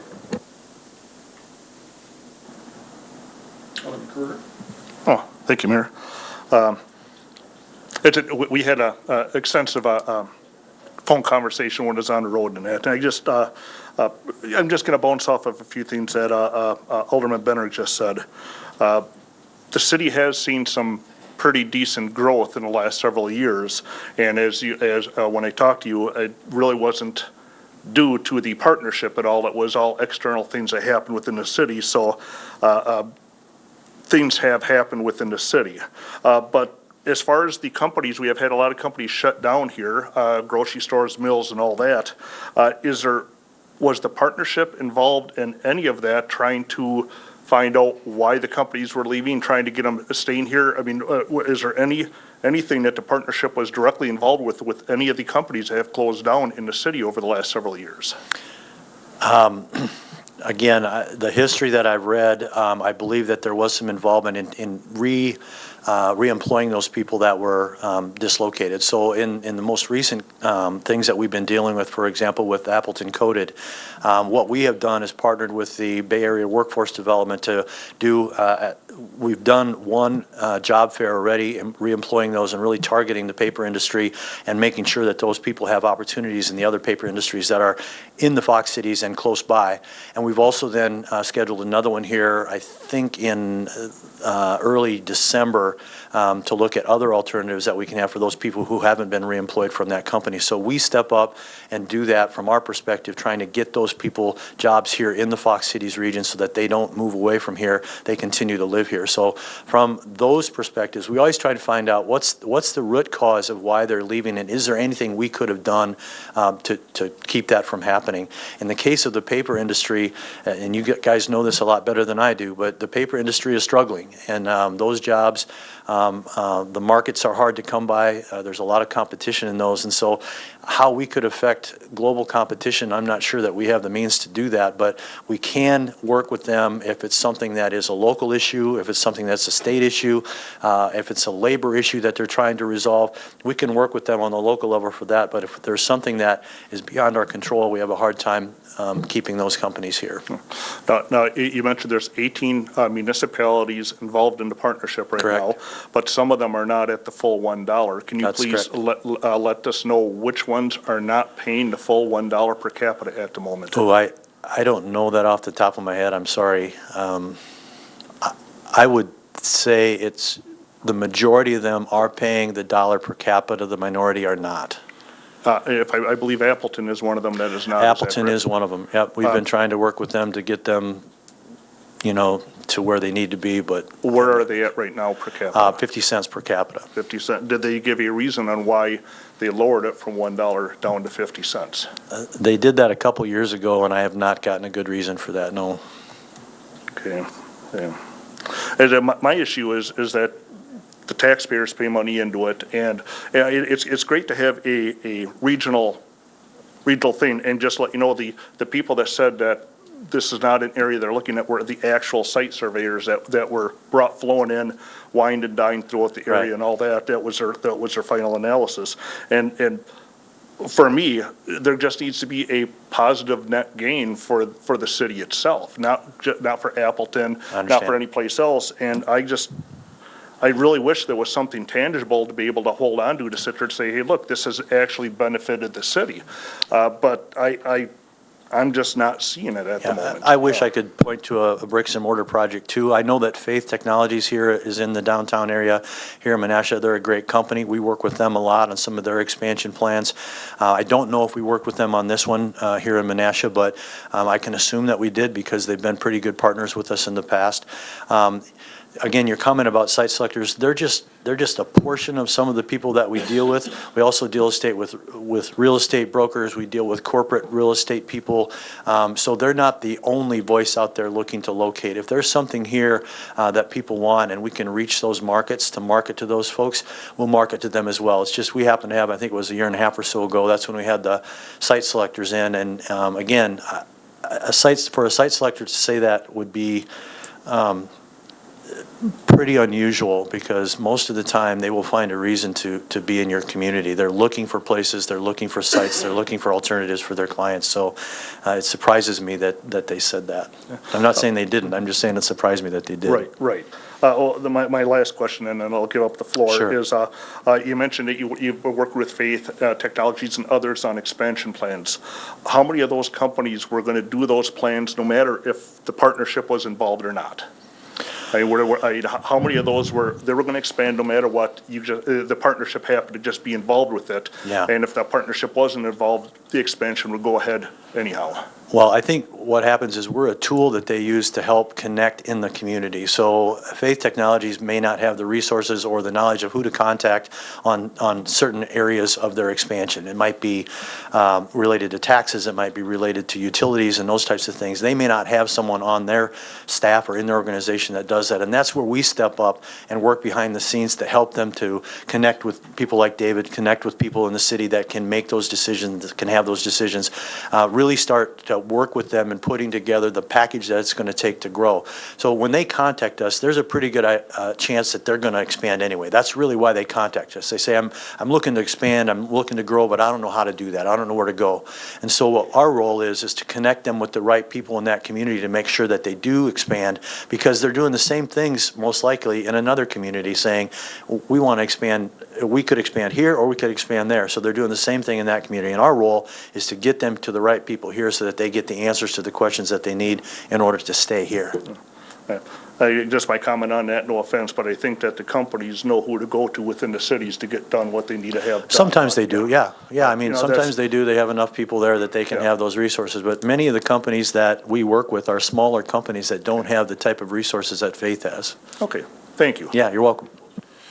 So you talked a lot about Faith, and one of the things that I think shows that you're valuable is that Faith is actually investing in your programs, especially the Talent Upload program. Yeah, absolutely. Talk a little bit about the businesses that are partners with the Sure. with your organization and why they feel it's important as well. Yeah, about 2/3 of our budget is generated from capital campaign contributions from companies. So a third of it then is generated from the public entities. And so Faith is a member of ours, or Faith is an investor in our organization.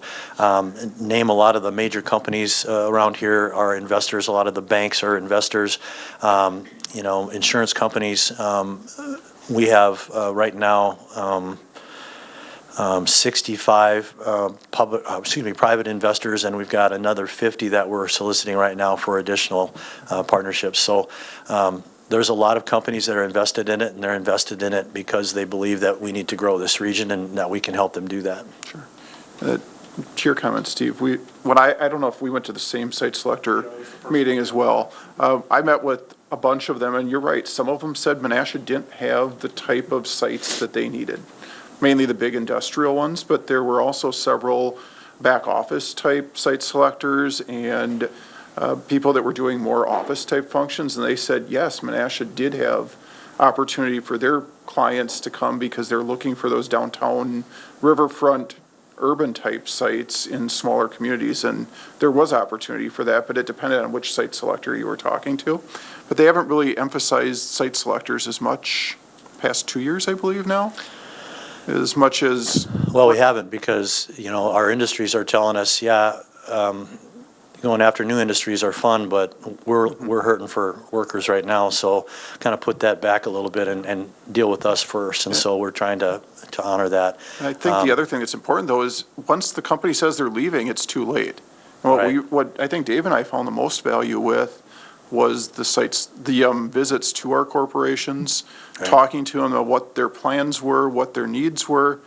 They're oftentimes too busy to come and talk to Dave and I, but when you make that appointment, you'll find out that, hey, they're looking to expand and they haven't considered this area. They were thinking someplace else, and now you come back to us and say, hey, we should be talking to these people. Right.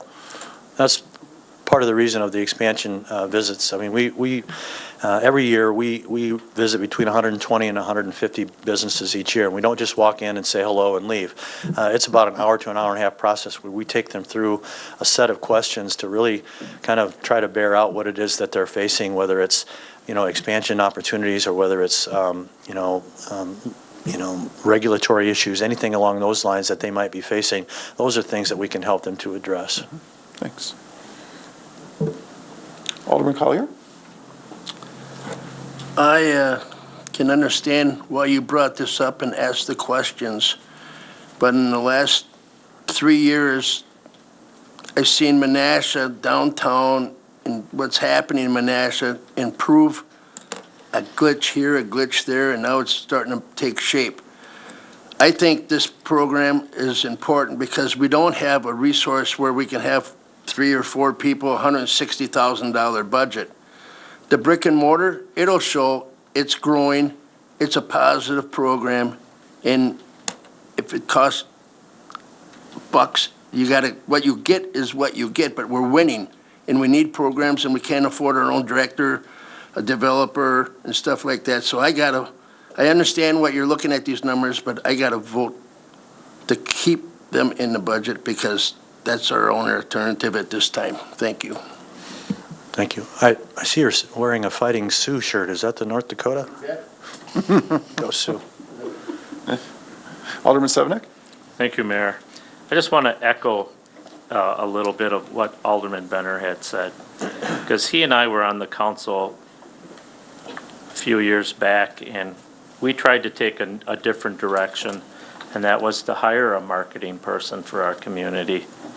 And we had most of the money, but then it kept getting cut, and that made it, there wasn't enough money to have that person.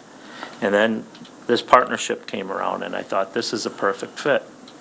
The only problem I had with the partnership in the past is that they wanted to call it the Greater Appleton area, and over time, somehow that changed, even though I was actually surprised by that. But Appleton might pay 50 cents, but Appleton also has their own marketing team. I believe they have like 4 people there that, and you see the difference. I would love to have our own marketing person in this community do this, but for now, these are our marketing people, and I would encourage the body to continue to retain these dollars in the budget. Alderman Taylor? Thank you. First of all, welcome to Wisconsin. Thank you. And conversion to a Badger fan, maybe. I've always been a Badger fan, quite frankly, even when I lived in Iowa, because I just liked their style of football. Not the Buckeyes? And their style of basketball. Okay. Isn't this the purpose of the Chamber of Commerce besides this fund? Isn't this what the Chamber of Commerce does? They bring people in the community, showcase communities. I don't know that I heard all that. What does the Chamber of Commerce do? Is that Well, kind of your isn't this question? kind of a function of the Chamber of Commerce? And then was this just another add-on to the chamber to handle more marketing, or? This is a more specific purpose for marketing. It's a more targeted purpose. The chamber, the role of the chamber is to represent our members. We're a membership-based organization, and our role is to represent our members and to assist our members. And part of that is marketing the community that those members are in. And so part of our role, what we do, is to market the Fox Cities for our businesses, whether it's through events and activities or those types of things. But we also then have a role to provide them with services that they need in order to be successful. So small business programming, networking opportunities, and those types of things. The partnership is a different set of target audiences. We're looking at, in that case, the larger industries, what we call the primary employers, those ones who create jobs in the area that sell goods and services outside of your market area and bring those dollars back into the community. And then those dollars are used to create the jobs at their factory, and then the trickle down of those jobs to places like retail, restaurants, those types of things. And so the economics of all that is that the primary jobs are primarily responsible for creating the other jobs in the community that support the people that work in those primary jobs. And so the big picture is that the chamber looks at how can we make the pie bigger, if you will, for our industries and businesses that are here so that they can be profitable. Isn't this the same thing that the New North does? No, the New North is an 18-county organization, and so we are much more focused on just the Fox Cities, our 2.5-county region that we represent. We rely on New North to basically help bring us leads, so they're the overall marketing, I guess, agency, if you will, for the entire 18-county area, but they have a bunch of other counties to pay attention to as well. So a lot of our leads come through New North, and that's only because of the way the system is set up on the state level, and that state leads come through those regional entities, and then they come down to us, and then we filter them out to our partners. Just to break down what I meant about brick and mortar too, it seemed to get kicked around a little bit too. Yeah. Yeah, it's nice to see a new building that your group brought in, and we have a new building in town, but that also means employees. Right. And I don't know how many employees have you brought to Menasha through your marketing skills here, and I just haven't seen that. There's an opportunity here tonight that we're not going to approve this budget till November 20th. So what I would like to see from this partnership is a budget breakdown, the money you receive, and what the efforts were, or how that budget is broke down, how many employees are on the payroll for this, and really to see a whole profile of that business model. I can do that for you, but it's going to be a little mixed because we have some of our employees aren't full-time employees, they're part-time for that, but I can give you a breakdown. Your best ability, we should see something up here for that. Sure. And then, do any businesses keep track when they're talking about a certain community or business, customer, whatever you want to say? Is there some sort of, you're talking about something in Menasha, does that go on kind of a chart of some sort? Do you have anything like that? Where we can show the companies that we've worked with in Menasha, or people that we've showed Menasha to, or? Yeah, things like that. Yeah, I think, I mean, we can certainly show you the number of companies that we've worked with in Menasha. Some of that's confidential stuff, and they don't like to release that, but we can work with them and show you the number of companies that we've worked with. And then from an outside perspective, we can kind of give the number of times that we've referred Menasha sites, for example, to someone that's requesting site information. Yeah, as you've maybe heard in your short time here, there's this big push for Appleton, just use the word Appleton. The airport changed. Right. Alderman Severnick made issue with that, about that this is what this organization wanted to be called. And so by calling it Appleton, and it got changed back with the Fox Cities partnership, which is good. But we always felt that, yeah, Appleton first, you know, with this organization, and the rest of us, or, you know, if it gets down to you. So that's kind of the feelings of Yeah, it too. certainly I don't feel that way, and I don't believe that the board that represents us feels that way, so Okay, good. I'm sorry you got that impression, but. And the Bazaar After Dark was an outstanding event in Menasha. I know a lot of people, and I knew hardly anybody that night, so it does show that what you brought to the community that Yeah. evening. So And if I it's could just just a beautiful- comment about that. So this isn't for publication yet, but we're highly considering another one here next year.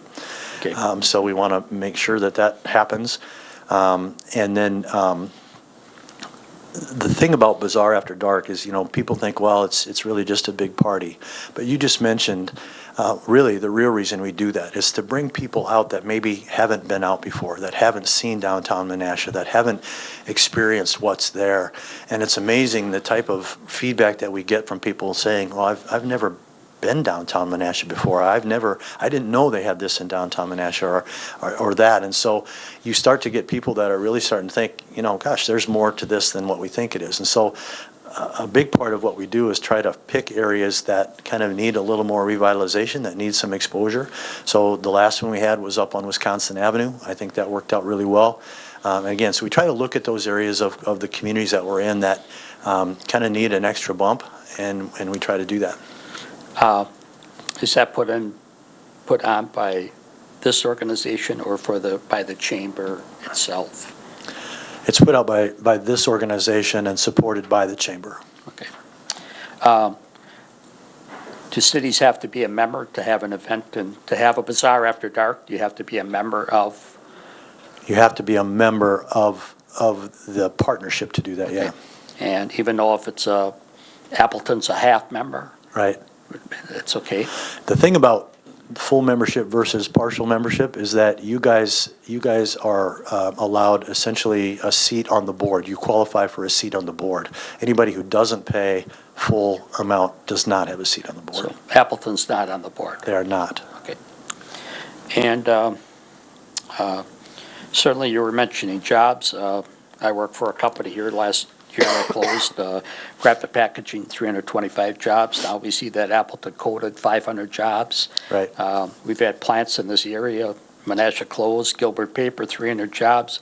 Bonta downtown, 200 jobs. Albany on 6th Street, 150 jobs. Mondi on Garfield Avenue, 100 jobs. Graphic packaging, as I said, 325 jobs. Whiting Paper, 75 jobs. Fort James, 100 jobs. So we have had a tough impact on our community here with these good paying, sustainable income jobs, not just a restaurant job or something. I'm not demeaning restaurants, but jobs with great benefits and great wages. And most of them were, if you what I mentioned, was union wages too. Sure. So. Again, change happens in every community, and in this community, you just mentioned some of the things that have been changing, and that's all the more reason to have an active organization like ours to be able to go out and make sure that we're getting jobs to replace those jobs that are being lost, whether it's through expansion of existing industries or bringing in new companies. We always look at the types of companies that we're bringing in. Do they have the pay scales that will afford us a livable wage? And so those are all things that we look at, but you're exactly right. I mean, the economy is in transition, has been and always will be. But those are the reasons why we need to be out front and make sure that the whole Fox Cities region is out front and people realize that we have a lot of good working people here and that they can come here and find people that can work hard. Okay.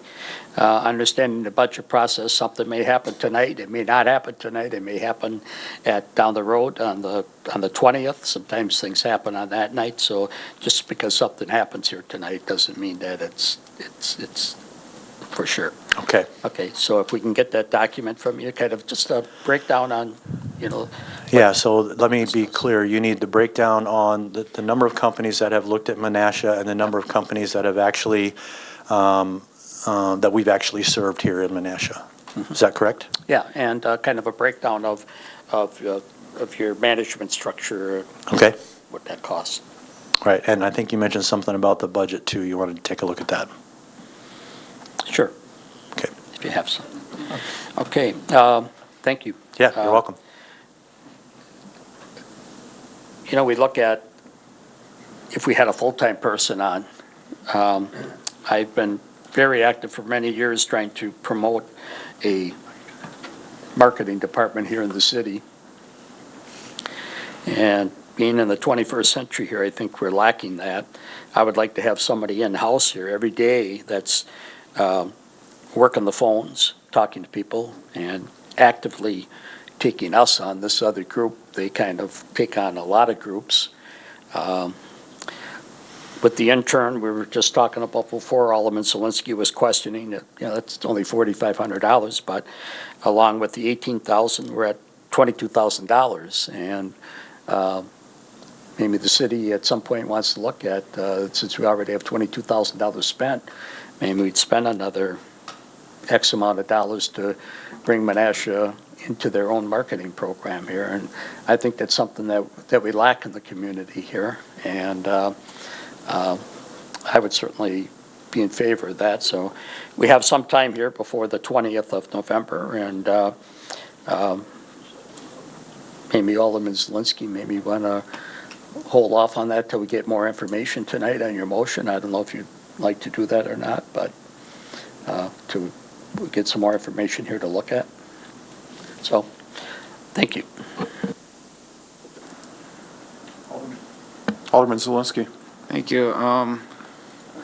Just one more question for you, sir. Sure. So if you're only marketing the communities that belong to your partnership, like if, let's say you're bringing them through here and all of a sudden there's a community that's not involved in your partnership, but there's an area there that would work perfectly for them, you would stray them away from that? They would not get the RFP. If we had a request for proposals, they would not get the RFP from us. Now, they might get it from someone else, but we share our RFPs with our partners. Okay. So it's only people in the partnership. Okay, thank you. We get those, it seems like we've been getting one or so a week lately. Yeah, they've been picking up. We've been doing some outreach and from our site selector visits that we had earlier, and so we've been getting a few more than what we normally would. So I hope that's a good sign. Sure.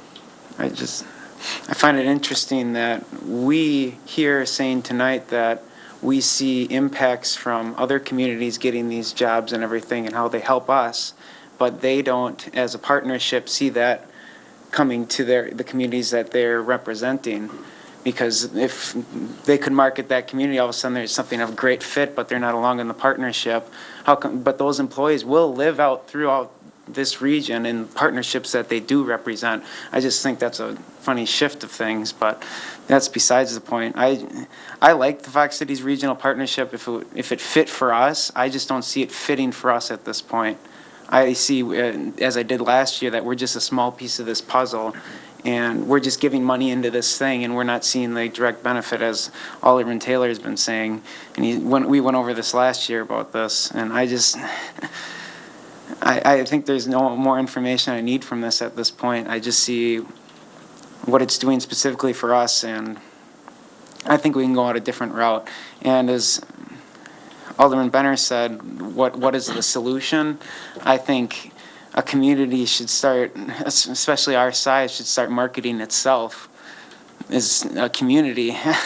I don't think we need a specific marketing program, and maybe it's something we should get down the line, but I think it needs to be more centralized and not just so broad that we don't see the direct impact of it. Thank you. Considering Alderman Nichols didn't have a chance to speak yet, I'll go next to her. I'm not sure if you were first, Kevin, or not, but. Thank you. What would you describe as the top 3 benefits of being a member of the partnership? Sure. Benefit number 1, you get the opportunity to tap into the resources that we have from a resource perspective, knowing the community that we do, being able to tap into those things and being able to utilize the benefits that we provide. Secondly, as part of the partnership, you get to be a part of us providing solutions for the community, things like talent upload, things like the business education partnerships that we do. You get the benefits of those through your companies and through your communities. And the third thing that I would say is that from our perspective, marketing the Fox cities as a region is much more effective than marketing individually, and much more efficient in doing that. As I mentioned earlier, site selectors do look at regions, and so they're looking at regions of the community. So they look at this I-41 corridor as a very strong piece of what we market. And so when we go out to market, those are the types of things that we market. So the fact that we have a tremendous number of people living in this area helps that marketing pitch, and to do it individually would not be as efficient and as effective.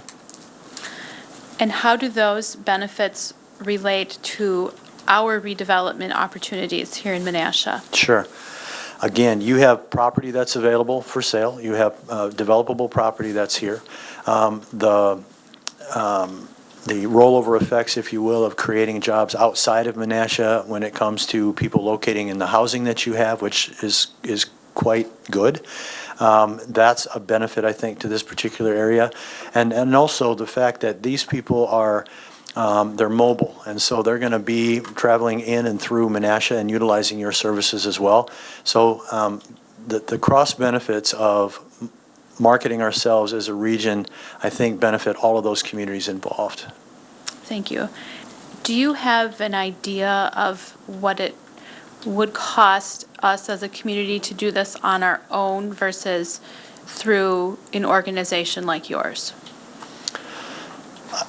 I can give you my thoughts on that. I mean, to hire someone in an economic development role, you're probably looking in, minimum probably the $80,000 to $100,000 range, and then you have to provide the resources that that person needs in order to market your community when it comes to websites and publications and trade shows and marketing shows and things like that. So you're probably looking at another, I don't know, $150,000 to $200,000 to do that. So to do a good program, you're probably looking at $250,000 to $300,000. Thank you for that. You're welcome. And Dave may beg to differ with me, but It's your whole budget, Dave. Yes, it is. Menasha sits smack dab in the middle of this region. And for $18,000, I think it is a bargain to do something like this in partnership with others, because we are a region, and what happens in one city can benefit another. And so I think it's important that we stick with this partnership, take advantage of our ability to have a seat on the board and a voice in the direction of the organization with our $1 per person membership. Thank you. Alderman Benner? Thank you, Mr. Mayor. One thing when it comes to actually quantifying what the benefit of this relationship is, I would think would be kind of hard. And your staff probably isn't very large either, you know, and here you have part-time people, and I know you guys, you're just on the outside of reaching your 5-year for a startup company, I think, if I can call it that. Right. And so should be on the brink of kind of taking off, so to speak. But to actually be able to quantify exactly how you've benefited our community would be really hard to do, especially taking into effect of individual persons that live here or a cause and effect, I think would be pretty hard to quantify. But when this opportunity was given to us in lieu of doing our own marketing scheme for the city, I looked at it as an opportunity for us to be able to market ourselves. And if somebody gets pointed in our direction, or we get an opportunity to show a company or a business what Menasha has to offer them, that's on us at that point. But we don't get the opportunity unless somebody's leading them down the path to Menasha. And I seen that that's the opportunity that we received from this partnership, was that at least we get an opportunity. So if we get an RFP coming here, that's our opportunity to reach out to somebody and say, we're Menasha, this is what we have to offer you. That becomes up to us at that point to do our own thing. Without somebody to do that for us, we get nothing. And again, doing nothing gives you a zero result. So people aren't going to just reach out and contact us because they're driving down the street and they saw a for sale sign on a lot, you know, on a street that's closed off right now. Because our biggest development area right now is probably off of Oneida Street, which part of that's open, but it's really not through yet. Or a business park that's kind of not real visible, like the Midway Business Park is. So it's really not that visible from somebody going by to see that it's actually there. But an opportunity like this is the only thing that's really going to give us the opportunity to tell another business who we are and what we're doing. Without it, we really don't have anything. So I'm opposed to this motion, and at this time, just sticking with the investment for this. Thank you. Seeing no further discussion? Yep. So seeing no further discussion, there's a motion on the floor and I believe that it's correct, Dave? We were trying to piece together which were the 6 and which were the 3s, but is that right? Okay. So the motion on the floor is to remove $3,000 from the community development budget, $3,000 from TIF 6, and $6,000 from TIF 9 and 12. And could we have a roll call vote on this then, please?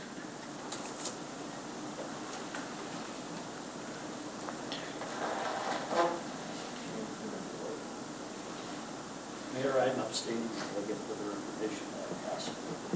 Okay. And do you want me to get that information to the mayor and he can filter it out? I can. To you guys, that'd be okay? Okay. Sure, I can get it back to everyone. So,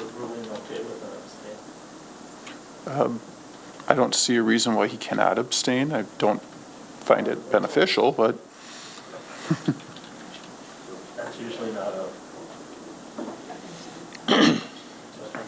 He's the chair, so. yes.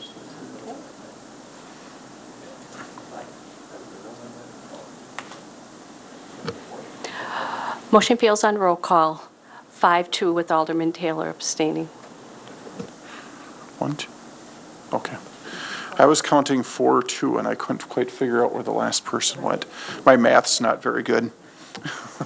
So, Alderman Severnick, I'm sorry, I can't. Oh, sorry. There we go. Go ahead. Oh, thanks. So if someone does abstain, do they push the 0 thing on the? They should, yes. Yeah, okay. I just wanted to make sure that. It- Nobody, with the new system, nobody's ever used it yet, so. I think Oh, yeah, Becky and Alex. So, we're good. The clerk will note that in the minutes, so.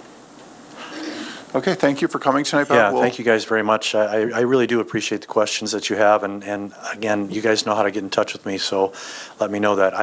We're a single-car family tonight because my car's in the shop, so my wife's been sitting outside waiting for me, so I gotta I go. hope she didn't freeze to death. See her, so, yeah.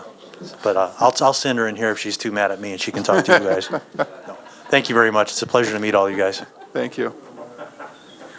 I don't know if you're done with community development, Dave, or I am. is any other questions on just the community development site? Alderman Zelinski? Thank you. So you mentioned before the $20,000 for Water Street. What was, there was something about this last year in the budget. We were discussing Water Street specifically. Water Street was, I believe, in the Include- 5-year CIP, but also it probably came up when we were talking about the downtown visioning plan, Visioning which is plan. talking land use. This is much more specific on the actual design of the Water Street itself and the shoreline side of Water Street. So is this a project or is this a plan? This would be a project. It'd be an engineered document. I don't know. It's a plan. It's a plan set. And does it for a design. collate directly with what we have planned for the community? I guess this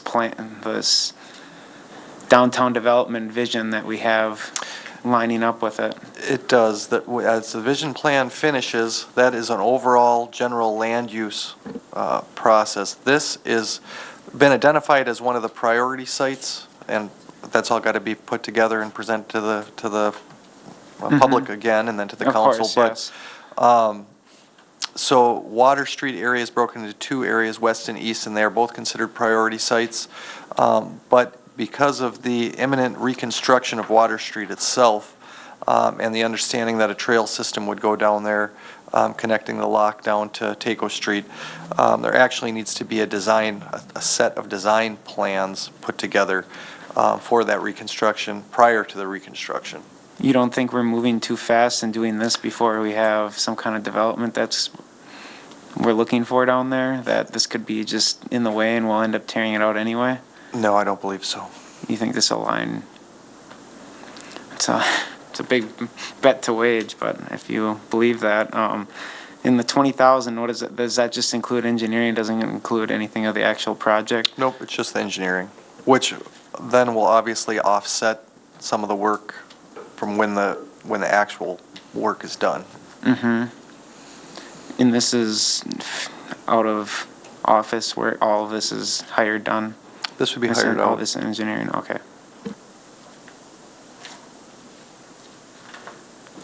Okay, seeing no, Alderman Taylor? Oops. Alderman Zelinski, I think we have an opportunity to have a better impact for the downtown by somehow using Garfield Avenue, maybe the graphic packaging shoreline, connecting it to the Gilbert shoreline, and looping it over the new bridge to the downtown. The Water Street is certainly a very depressed area in the community with factories across the street from where we're steering the people from out of town. Once you get to Taco Street, what is the crossing at Taco and Water Street? Well, that would have to be looked into the redesign of Water Street when that's done. I mean, this is a preemptive process of Water Street being redeveloped anyway. You're going to have to do something on Water Street. So do you want to just put something in that you're going to have to rip out later? Or do you want to design something that's going to fit with the overall goal of the community, design it now and engineer it now so when it's constructed, it be constructed properly? Additionally, this does build upon the downtown vision plan as well. So as that being a priority redevelopment area, this design of the street can let prospective developers know what's going to be coming and what they can be buying into. You know, I look at right now the Friendship Trail traverses down off the trestle down through Broad Street. And next year, I'm losing 2 feet of my property for an enhancement for a bike lane on Broad Street. And now we're putting all that money into the existing trail we have, and I think the trail is a good trail for the community to travel right now. But I think there's an opportunity with the Loop the Lake in to somehow connect the island and bring people over the Racine Street Bridge. So I just, we have a hard time getting houses painted in that neighborhood, let alone there's been a burnt-out house down there for the whole summer that I have had multiple calls, and people say to me, is that what you want Menasha to look like? And I don't know why the fire department had to go in and burn it and then just leave it sit for the whole summer for the boat traffic to look at, for the people to look at in our community. And we should have burnt it the day before the wrecking company shows up to tear it down. That's how we should be aligning things in this community and putting our best foot forward. But, I don't see that. And by branching out to almost a third route along Water Street, which I can't even imagine why. To me, it's a waste of, as Alderman Zelensky said, I think it's a little premature. I think it's just a waste of our staff time, of our dollars at this point. Other things have developed. Graphic packaging is closed. I think right now is the time we should be in there talking to them about somehow securing some of the waterfront there and fencing it off or berming it properly so we can have access to the waterfront there, which is our current slogan. So I would rather see the money being developed, something like that, rather than an area that, don't get me wrong, the area needs help. I understand that a couple of those old buildings are going to be torn down in the near future, which is good. And but I think we have the Friendship Trail, which serves the community just fine. Broad Street leads everybody to the downtown area, and without knowing how we're going to cross at Keiko and Water Street, I just don't understand why we're going to bring people down Water Street and then you kind of hit a dead end there. And so, I'm not in favor of this at this time. So I'm going to put a mark by it here, and maybe we'll revisit it. Thank you.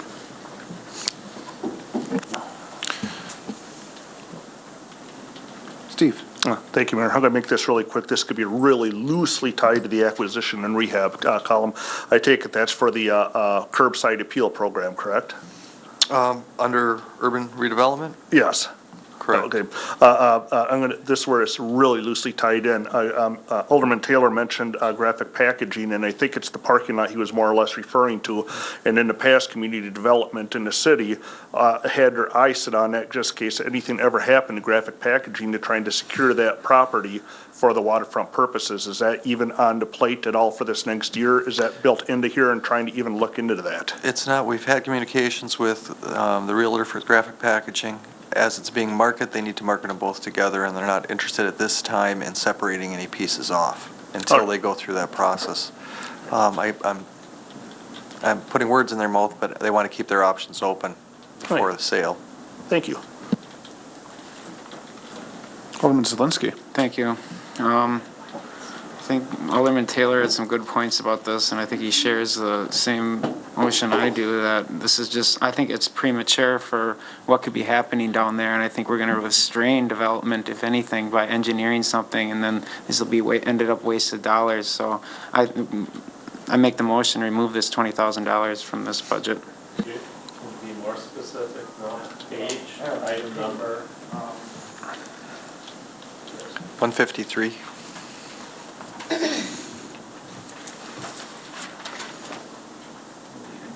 that the engineering one? Correct. The engineering on page 53, 153. 1000304 562.2102. There's a motion to remove $20,000 from the engineering line on page 153. Is there a second? I'll second. There's a motion and a second. Is there discussion? Alderman Sevenick? I think it's important to have this money in there, but I agree with the debate on the timing of this. I really do believe that these are dollars that will be needed, but not at this point. And until some buildings are removed and there are other issues addressed in that general area, I think it would be to some degree premature to do this unless you have more discussion to tell me on this, why at this time and not when we have potentially some other type of major development in that region. Well, I can say you do have a major development in that region, and it is the Trestle Trail. That's going to be a big focus of a lot of tourists coming through that area, and a direct connection from the Trestle to the downtown on a right now very, very distressed waterfront that is basically paved with highway-style barriers on it. Does not make it a very inviting route into the downtown area. Without investing in some of the, and this isn't actually putting a shovel in the ground, it's coming up with a plan to show what that area is going to look like. You're not going to have a lot of people saying, I want to invest in this area the way it is now. And that's sort of the concept. Also, the street itself is designed to be reconstructed within a couple of years anyway. And so this would be the time to design that in a different aspect than just a status quo. So, but I do not have, a direct somebody coming in wanting to put in a apartment building or whatnot in there right now. And I've heard this argument before, and a good example of that is the Gilbert location. Mm-hmm. A lot of money was spent there, and engineering and planning, and yet there's not even I've yet to even hear even the slightest interest in anything going on there. And then I'm puzzled by the lack of a bridge that'll be taken out, which would just kind of totally destroy the development in that area, potential development in that area, especially if we would go with the plan that that has been chosen. What was the plan again? Jay, or I forgot. Oh, for the Racine Street Bridge? Yeah. Jay.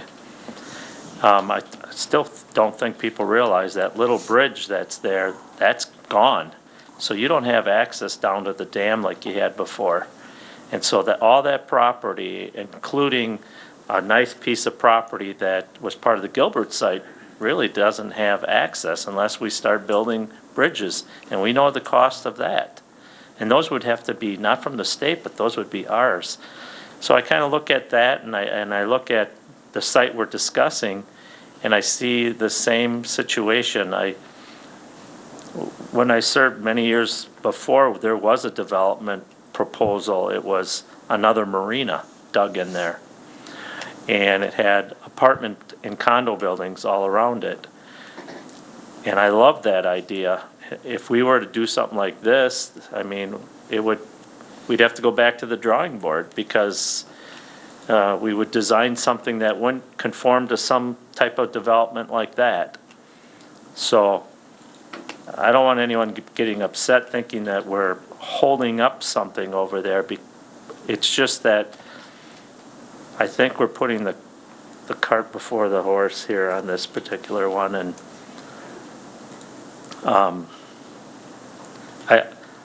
I second the motion so that we could discuss this matter. I still want to hear the debate. I know Alderman Collier has something to say, Alderman Taylor does, and then I hope you have more to comment on this particular item. Let's kind of take a 1,000-foot view of what we're doing here. We're We're looking at Menasha, your place on the water.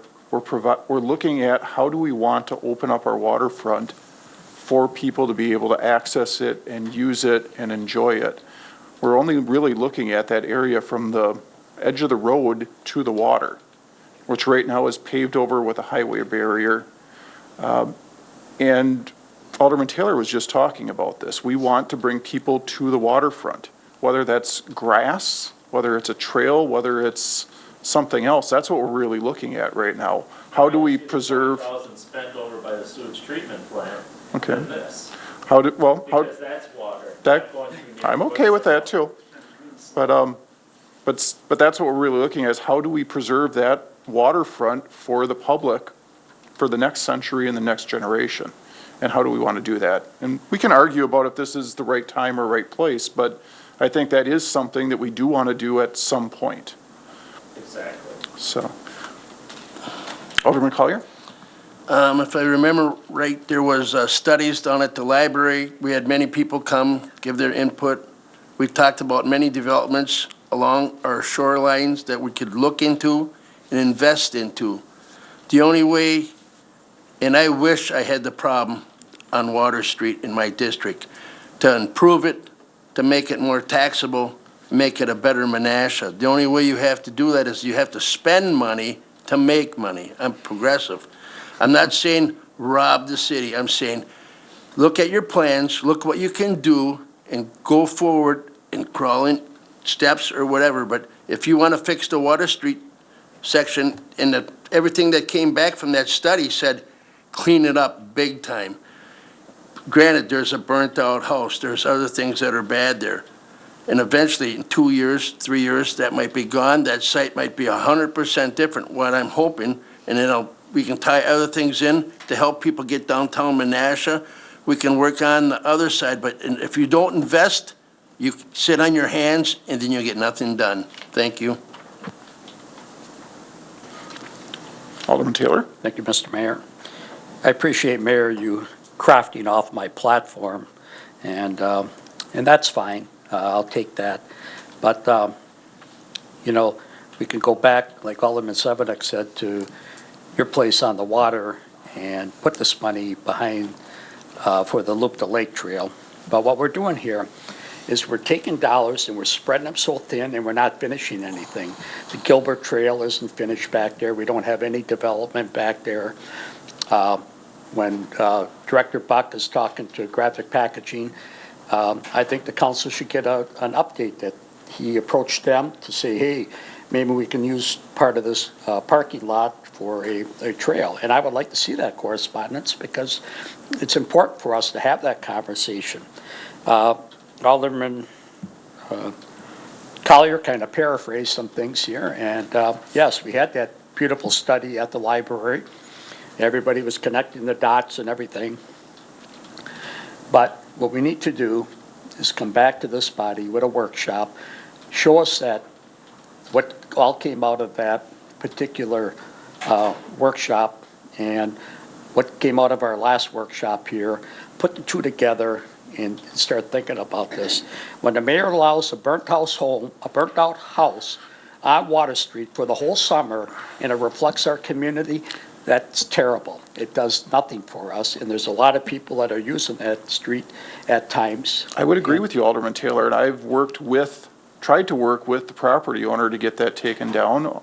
Director Buck has as well, and I've also Why did you issued, let the fire hold on, department? I've also issued a directive to the fire department that they are no longer allowed to do training in the community if it damages the exterior of the building. Yeah, it's terrible So impact. this will But- not happen again, Right. and the only thing that we can do to get this thing torn down is to tear it down ourselves. And if you would like us to do that, we can issue the order tomorrow that it needs to be down. Well, that's your fault for allowing them to burn it outside. So anyways, what I would like to see on Water Street is see how our new residential enforcement starts working. The street is Okay, we're talking. it's terrible, the properties on that street. I don't want anybody to go down that street. Maybe what we should be doing is looking at the Friendship Trail on Broad Street. We're going to tear out the 300 and 400 block next year. And I understand we're going to take the lamp posts down on Main Street here. Well, there's plenty of lampposts. Maybe we can move them over there. There'd be enough parts left from Main Street here to put lampposts on Broad Street, move the utilities underground, make this trail system a shining star for the community instead of just a block over. Okay, we got it on Broad Street, but a block over, now we want it on Water Street. And okay, where's it gonna go? We don't know where it's gonna go. You don't know how you're gonna cross Taco. And have a plan that we can all come together here, this body, and put together, and let's make Menasha a better place. That's why we're all up here. We all took this oath of office to improve our community, and now we're spending dollars willy-nilly over here, and nothing is coming together. And I would like to see that on Broad Street with the trestle Friendship Trail coming down Broad Street with our construction next year. How can we enhance that, even though most of us are losing 2 feet of property? So For starters, that's all we're here for, Mayor, is to make this a better place. I'm all with you, Just because we're looking James. at whacking this money out of here, it doesn't mean that we can't bring it back and look at kind of a concerted effort to make this all happen. This money is exactly for what you're talking about. It's for developing a plan and a vision of where we want. And I haven't that seen to this be. body at all, and I'm not here to debate you from the chair, Mayor, but, or you shouldn't be debating me from the chair, but the purpose of these dollars, and I've never seen a council vote that this is the corridor that we're supposed to have for this trail system. You know, we're using the Friendship Trail at this point. This is engineering the Water Street corridor. It's not necessarily a trail. Okay. So- And I understand that some of those empty buildings west of the Lush Street are going to be coming down soon. Maybe there's a development there. You know, if we put in a trail system there, now we're running into a dead end. I'm sure they're going to want to use the waterfront. And I asked for that back when we were going to give this, whoever was going to use the Coast Guard station. I wanted the directive was to talk to the developer to make sure we weren't obstructing them by developing the Coast Guard station. We never got that back. So, yeah, there's been some thought here, but it's kind of willy-nilly and just throwing the money here and there. We don't get a lot accomplished. And I think we should focus on one corridor right now and get that corridor up to where we really think it could be really nice. And that may be with the Broad Street next year, that we could put something into that program. And by the way, just for people watching, there is no property acquisition going on Broad Street. It's all within the right-of-way. There's not property coming from anyone privately. Well, I understand that, Mayor, but you're taking 2 feet away of the property. Yeah, it's City terrace, property, okay? yes. I just But- didn't want anyone to think that we were coming in for their property, the way that you had said it, so, Well, just to right. Well, clarify. we know what we're talking about here, the street. You right may, over but here. others may not. Absolutely. Thanks for the debate, appreciate it. Alderman Sevenick? Thank you, Mayor. Again, John, this is another one of those examples where it just says engineering, and that really, he could have used this anywhere for any type of engineering within the city, correct? So could this money also potentially be used for the trail that we're talking about behind the sewage treatment plant, for any kind of engineering or Yes. or plans for that? Okay. And see, that's where I come in with this not being specific enough for us to just one-word thing. Are there other places in this budget that relate to this dollar amount? Is there some funded in a TIF or in another part of the budget? There is money in TID 10 for an adjacent project, which would be the Taco Street Historic Area, Okay. but not dovetailed on top of this. I mean, I understand the importance. Obviously, that whole area really needs to be improved. It's an embarrassment. It has so much potential. Let's be honest here. I mean, that spot really, since I was a little kid looking at it, I said, this has potential, why does this look like this? You know? But, I'm not sure if I want to cut it. I'd like to cut it because of what you want to use it for, but I think it should be used in another way. The other thing is too, is if you had some kind of plans or something, why wasn't that shared with us? We don't have any plans, that's the That's what the whole money- Well, you issue, go- that's what I'll this tell you is what, if going you to have no create. plans and you're throwing $20,000 out there, holy cow, I hope you have some kind of plan or. This or- is to create the plan, Stan. I realize that, but you're not letting us know that. I'm not sure, I mean, just some because of the my way other it's, colleagues here understand what I'm saying. because it's not listed specifically in the budget, or what are, Well, not so much just that, but I had no idea until this discussion that we This- were even looking to, this was in Doing last year's something. budget as well, and I wasn't here last year, so I it was don't. it was in the No. CIP for 2020, when we talked about the Coast Guard building, we talked about it. Right, and Correct. like We, James says, what we even- happened with that? Even required an easement along the Coast Guard building. Right, we got that, and I was along for that, but nothing happened. Yeah, the Coast Guard building, things have changed with Best Friends, and they Okay. are wanting to come back and talk to us again. All So right. something will come back to the council if they want to proceed.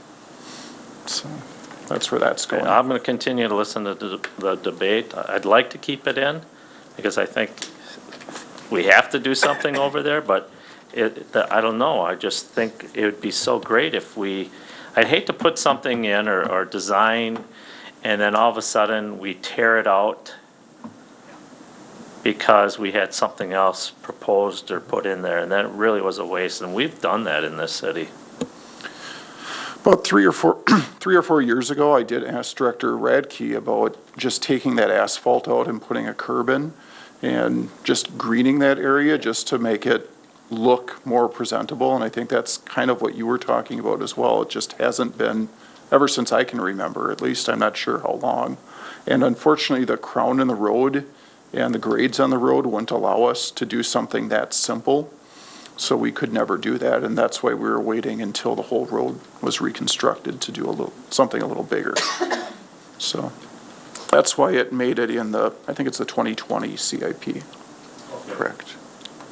And I'm just gonna go down the road because I don't know if you were first or Alex was first, but. I was. Thank you very much, Mayor. I'll admit that this actually didn't raise any flags for me until I started hearing Alderman Sevenick and Taylor starting to speak a little bit more on it. So I have a few questions. I agree the whole neighborhood needs improvement. And if I'm understanding this, the game plan is to use this money just for figuring out a design or something to do right along the riverfront or the channel, not with anything with the entire neighborhood, correct? Correct, not with the private property, only within the right-of-way.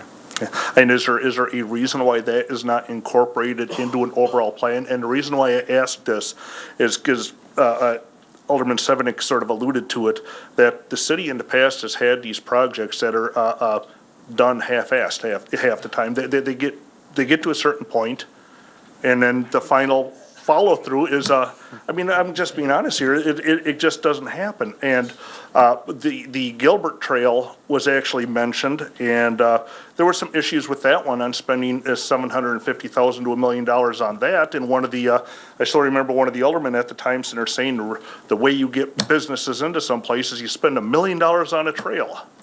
Well, we spent all that money and there's still no interest in the whole entire area. So I do have a concern concentrating just on a trail and not the whole entire neighborhood as a complete plan. I mean, was there a reason why it was just strictly the trail was concentrated on and not trying to formulate a plan for the neighborhood? Well, it was the trail and the right-of-way, and the real reason that this started, it was for two reasons.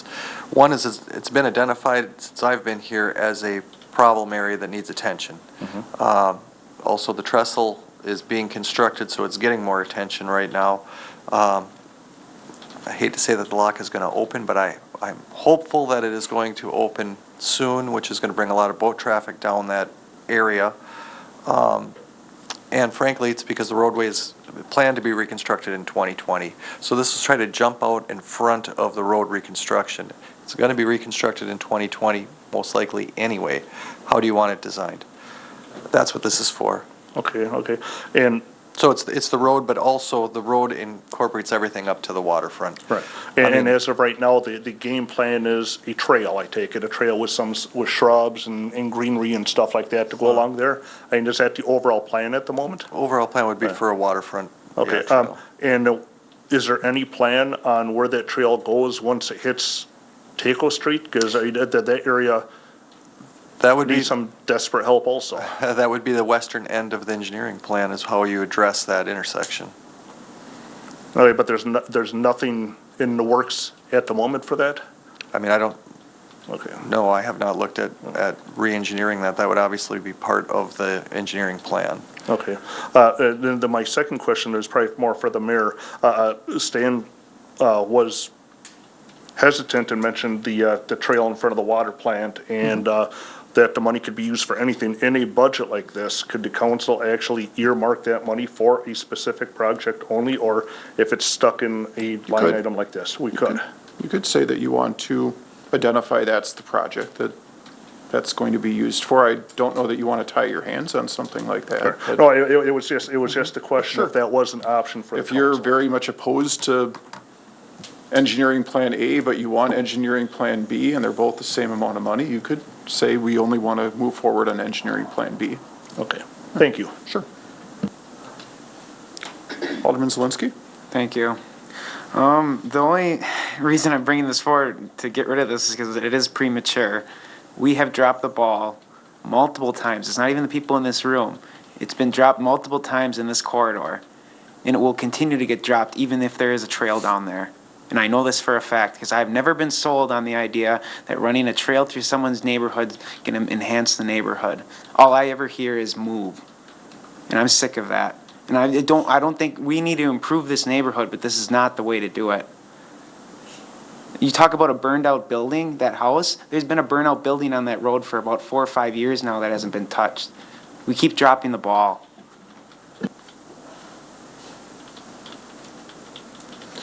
Alderman, all the lights all flashed, all of a sudden. I'm sorry, Alderman Sevenick?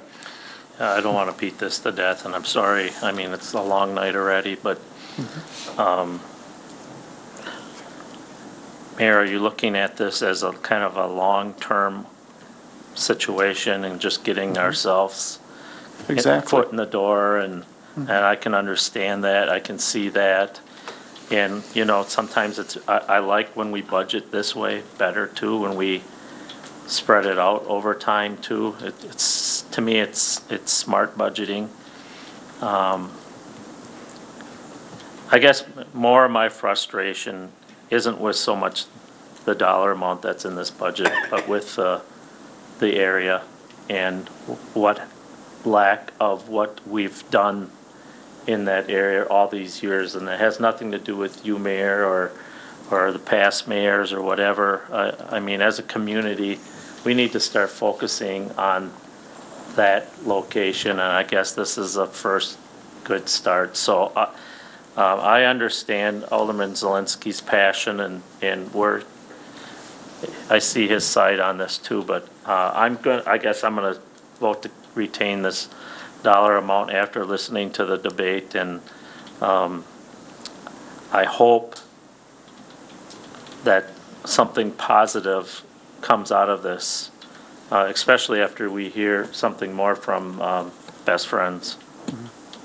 It's kind of funny you talk about the long-term because I remember campaigning down there as an alderman and talking to people and what's going to happen. And that was one of my promises. I'd get that done. I haven't done real well on that promise yet, have I? But it needs to be done. I agree with you as well. Alderman Taylor? Well, I'm glad I brought my Boy Scout training to here tonight, and I was prepared and packed a lunch, because I might not make it through the night. It's a wonderful concept, wonderful idea. We don't know, now we got to change on Best Friends. We didn't know that was coming. We're tearing down those old buildings down there very shortly west of Lush Street, and there could be an opportunity, and I'm sure that developer would want to have some waterfront property there. So, so let's put that on hold. We can look at different options that we want to do on that street without costing tens of thousands of dollars. This body here, if we do a workshop, I'm sure can come up with some great concepts. Director Buck's department, very talented in putting together these plans. And then we can look at that. But it's premature for Water Street right now with a developer that owns that property down there that's now tearing down the buildings.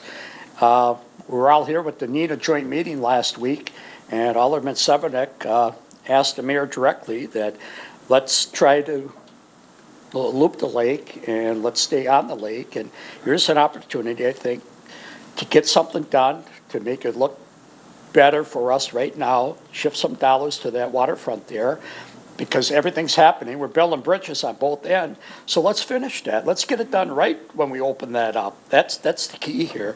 And then Water Street, it's going to mature. We got developers who own the property. They're tearing down buildings, and let's see what develops out of that. But let's finish something here and finish a project and make Menasha shine. Thank you. Alderman Collier?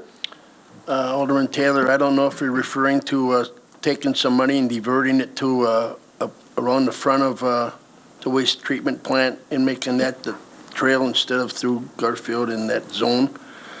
I myself think that something like that would probably have to take 3 years looking at it, because I don't think it'd be a cheap fix. You just can't put gravel down and run on top of it. You're up against the shoreline.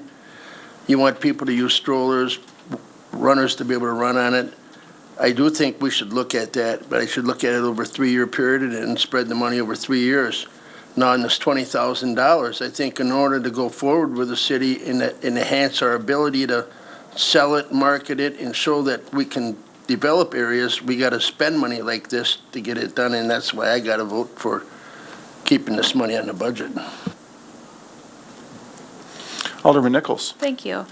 Director Buck, Alderman Collier brought up a good point about the community meetings that were held at the library a year or two ago. And am I remembering correctly that this was one of the areas identified by our community where they saw a need for some investment?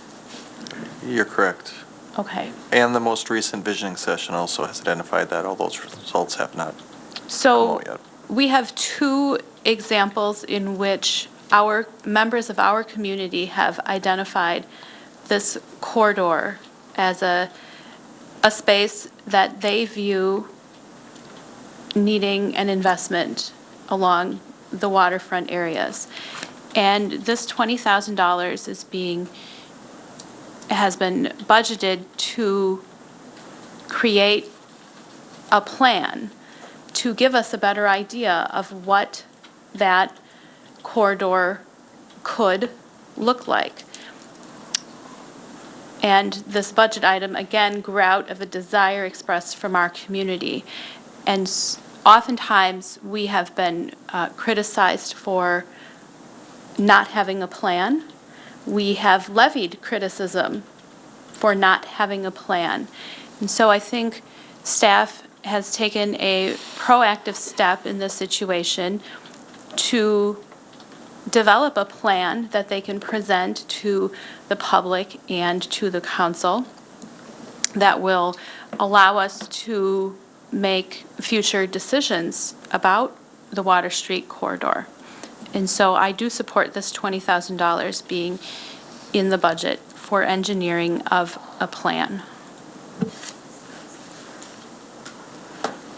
Alderman Taylor? Thank you, Mr. Mayor. Who's going to, this $20,000, where's this going to go to? Some company we're going to hire to do a plan or something? Is it Correct. Outside company?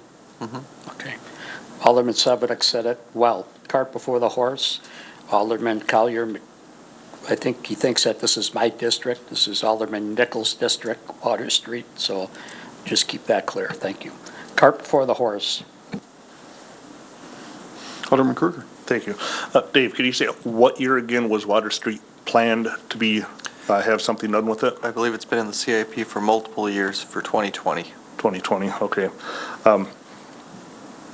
I actually think it's a good idea to have this in the plan. I mean, with the street coming up for replacement anyhow in the near future, 3 years out or whatever, I think it is a good idea to have some sort of plan on what to do with the whole entire area. Because we can't go ahead and redo the street and then decide to do something with it, tear up the street and waste the money that way. I mean, I think it's there's a small price to actually get a step ahead of the game and actually have a decent game plan for when the street is replaced. So I'll be voting to keep that in. Thank you. Seeing no further discussion, are you ready for a roll call vote? Maybe? Oh. Yes. 2102, yes. 2102.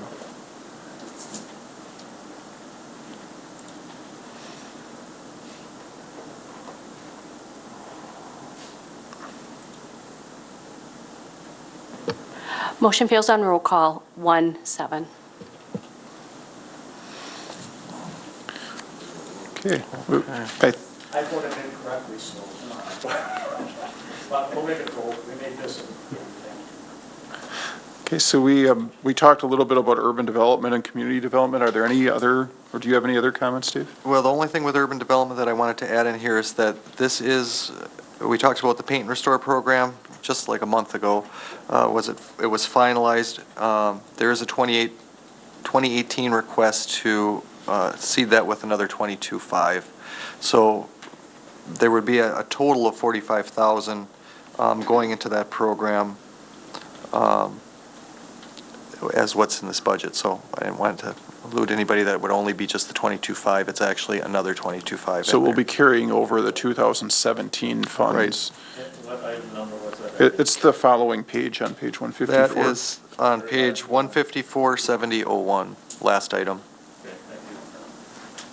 So any other questions on those two pages? I'm not sure which page you want to go to next, Dave? Let me see. What? There is more.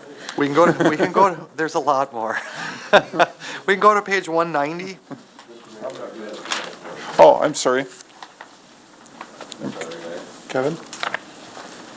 How are we spending $23,225 this year, other than just putting it in the fund? We aren't, that would be carrying it over. But, So it goes into this but we budget. just said that it's- was gonna turn into 45,000 for next year. Right, at the 27, well, I don't know if you want to answer that, Mayor. So basically, if we plan on carrying something over into the following year, we'll list it as spent so that it shows what the total amount that we would have left over at the end of the year that would become fund balance. That's what we're trying to accumulate as we go through. So if you look at any of the projections, that means either we spent it or we plan to ask to carry it over. So Does that after make the end sense? of 2018, we're gonna be able to show on the tax roll that we're gonna add approximately $50,000 in value to these homes, right? Well, we'll be investing 45,000 from a public standpoint, yes. And part of this, when this program was talked about, I said, I'm gonna be holding you accountable to show that we've increased those property values. Well, they would have to invest, an owner occupied would have to invest 100% and a renter occupied would invest 200%. So that's gonna give us $90,000 in value by the end of 2018. Not necessarily value, that's going to give you $90,000 of matching investment. Not necessarily value. If somebody needs a new roof on their house or needs new siding, that may not increase the value of their property from a financial standpoint, but that's going to increase the curb appeal of that property by having new siding or painted siding. I mean, again, this isn't, the assessors are not going to assess that property higher because they painted the porch. But a painted porch is going to look much different when you are viewing the community. Again, this is a curb appeal program, and it's a way to assist people who do not have necessarily the full means to do minor maintenance. Alderman Zelinski. Thank you. So is this the same program that we took money out of, I forgot, I think Alderman Collier made the request last year. We took it out of another, Yes. so we're taking out Correct. another, year it's just a line item, and we're doing another 20,000 into it? Correct. So we're gonna have 45. and there was only 557 used this last year? We didn't use any last year. The program was just approved last month. Okay, so, well, I just see the year-to-date actual, Yeah, Oh, okay. those Yeah, other yeah. fees are Oh. electricity, stormwater on So- city-owned properties. You think we're gonna go through that rather quickly, that we need to add the other 22,000 again? Well, if you do a $1,000 match, that's about 20 properties. Okay, so you You see know- that going through rather quickly? I think you could. If it doesn't, it doesn't get spent. If they choose to do it. 40, yeah. I mean, the money, if it doesn't get spent, it doesn't disappear. I mean, it's still in the city coffers. Okay. Alderman Collier. Excuse me. I'm hoping this stays on the budget tonight because we put 20-some thousand away last year to try to help spruce up neighborhoods like in the first, second, third, fourth districts that need a little loving care. And as we said, we have houses that are burnt down. I got a couple in my district that should be tore down, and they're still waiting for stuff to get done on that. And I have people asking me all the time, but I have a lot of people that are families, they don't have a lot of money, but they would like to fix stuff. And if we can get them a little help, maybe they can get some windows, maybe they can change some things. Once somebody on a block, it's proven that dresses up their house, usually the neighbor or somebody else tries to do something different. I'm just trying to get an incentive, and I think once this program gets put out to the public, it's gonna go hot, and it's gonna be a good thing. And I hope you guys leave this money alone. If it's not used next year, you don't have to fund it the following year. But I think you're gonna spend every penny of it, so I hope you leave it there to be spent in the city of Menasha. Thank you. Okay. Page 190, yes. And this is the facade improvement program. So it's, for some reason, labeled housing improvement program, but this is really the Landmarks facade improvement program. So they have two types of funds that they use for facade improvements, and you've kind of seen those up and down Main Street, primarily on Main Street. The last one is some work that's being done on the brew mill, new brew mill.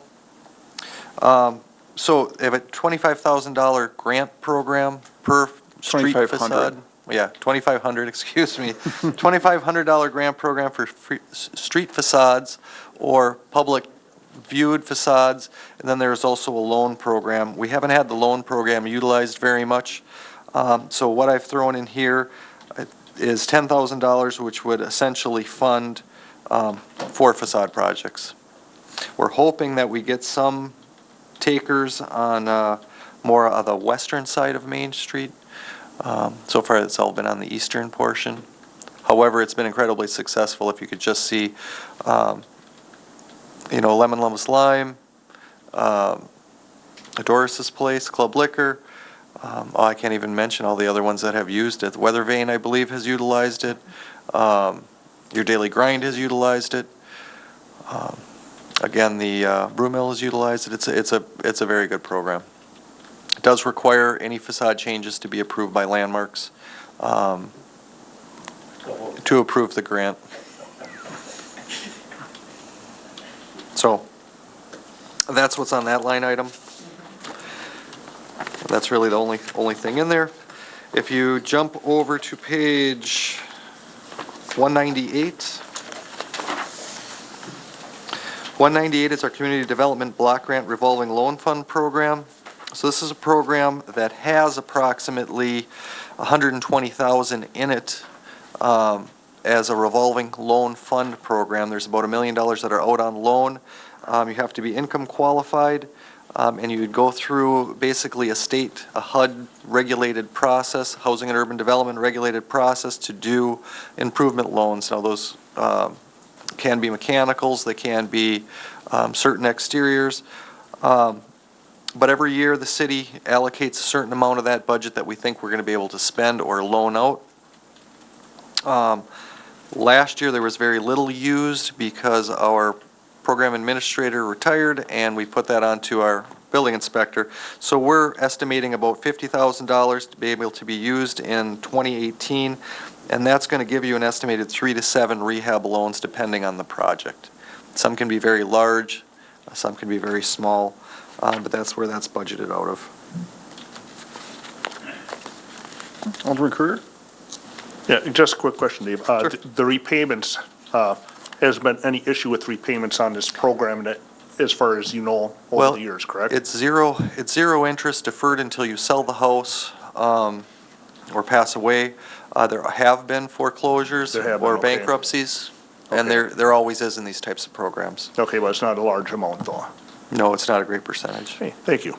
And this money is CDBG funds. This is federal grant funds that came to the city, and then it revolves. I think the latest one probably was Nature's Way, was the last project that we actually got a new grant money for. Right. And according to the state, you don't receive any additional funds until you use the funds you have. So we have it broken down in 2 different accounts. But all right, we go to page 206, which is TID number 4. All right, and TID number 4 is basically, you're going to see very little major spending out of here. Sort of the big projects are the street reconstruction projects, and I believe that's Main Street reconstruction, and then the street lighting and the sidewalks that go along with that. Just for an FYI, we did place Main Street both in TIF 4 and in the 470, which is the debt service fund, to give the Common Council some options. That does not affect the levy at this point, but at some point, we'll bring that back to the council and say, would you like to use TIF funding to repave that street, or would you like to borrow and use the general tax levy to pay for that street? Or we could do it. We probably don't want to commit ourselves because it would have to go through the joint review board in order to do that as well. So that's why you'll see it in there twice. Alderman Sevenick? TID 4 is what area? TID 4 is It's McClone. It's the McClone area. It snakes downtown. Okay. And why is there so much for sidewalks? So when we get to the next budget, if we do, we have Main Street scheduled for reconstruction. That was in last year's budget from Mill Street to Taco Street.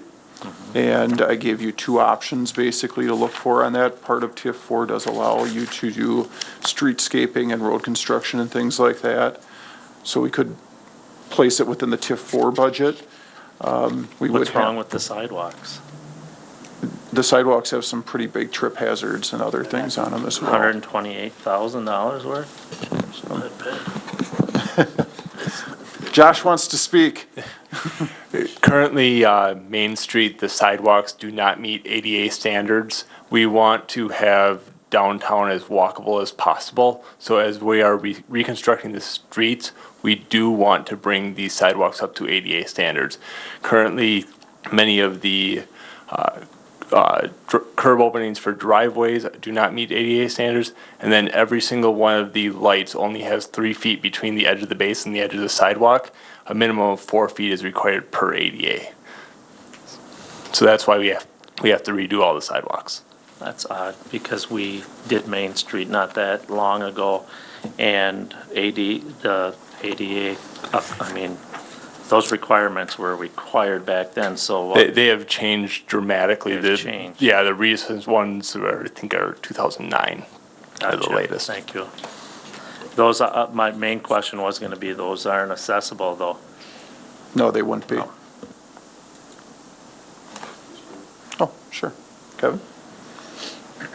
Don't give that microphone away, Josh.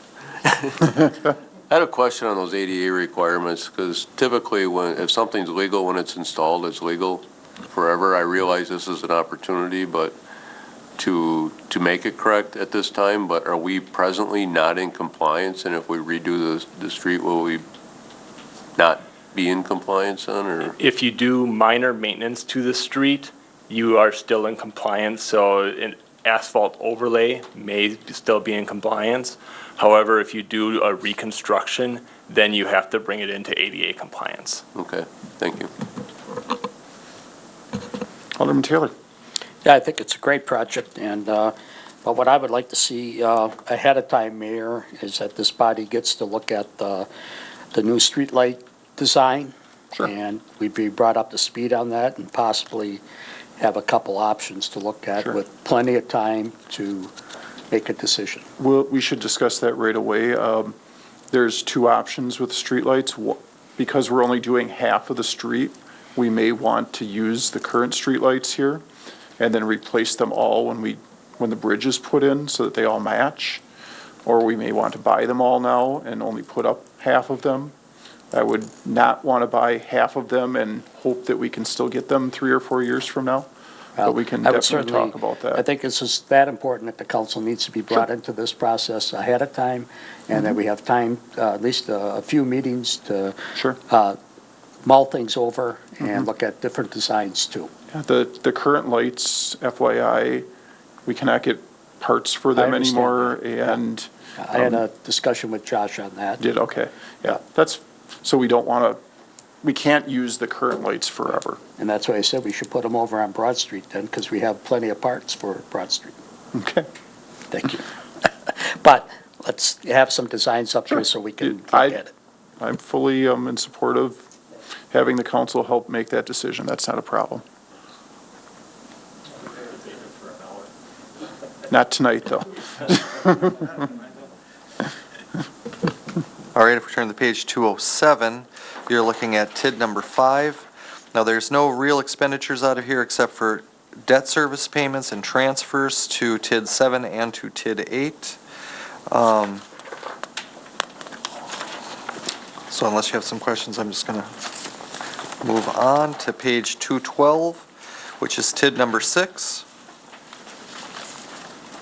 Now, this is where you're going to see up at the top, the first one for community development, $3,000. That's the $3,000 that would be going to the regional partnership. And then we just have a debt service payment as well.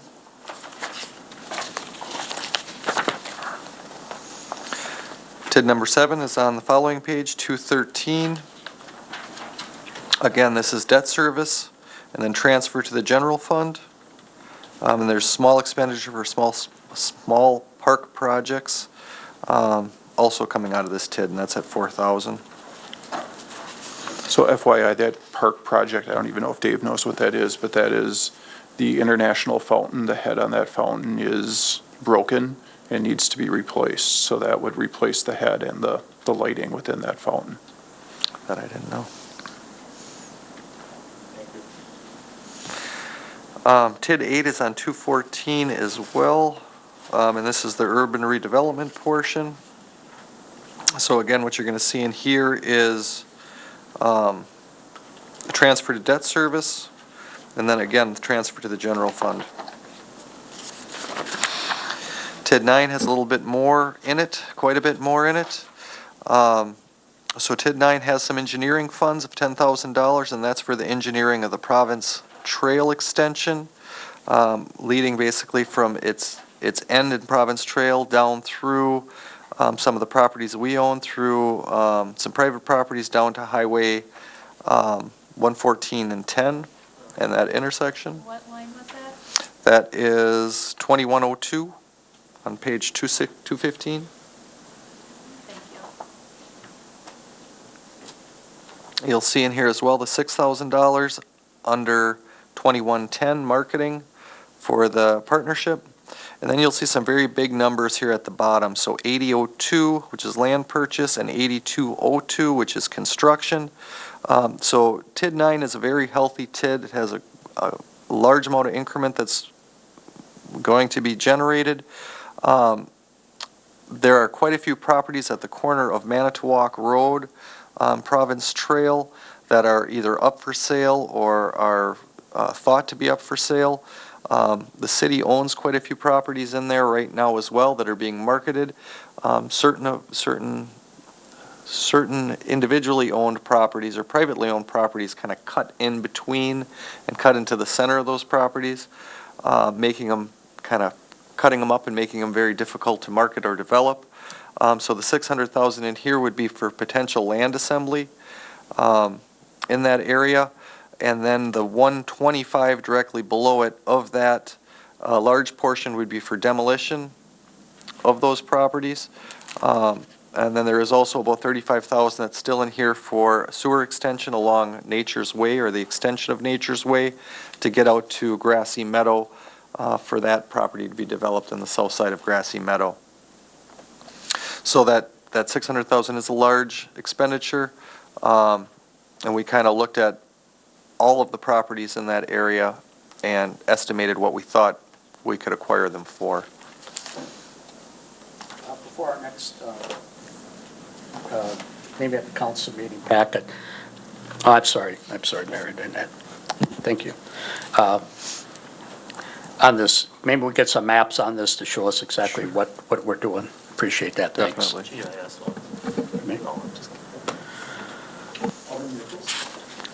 Thank you. Could you tell us again where that $600,000 figure is? That is on line 80-02 on page 215. It's about 10 down from the top. Got it. I was looking on page 216. Thank you.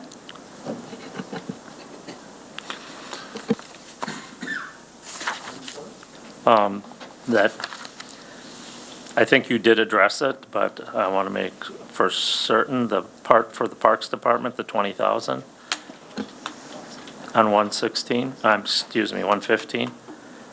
215. Parks Department, that is also part, I believe that is also part of the engineering for the Province Trail. Which item was that? Yep. Oh, Alderman Zelinski. Thank you. On that amount of land, that's taxable right now, isn't it? It's being taxed, that land property? It is. Do you have an estimate on how much we'd be taking off the tax roll by purchasing this property and reconfiguring? Not off the top of my head, Could you get no. that to us by next meeting with the? Sure. Thank you.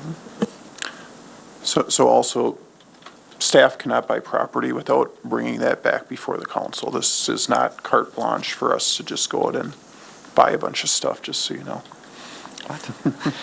Although it would be fun, but.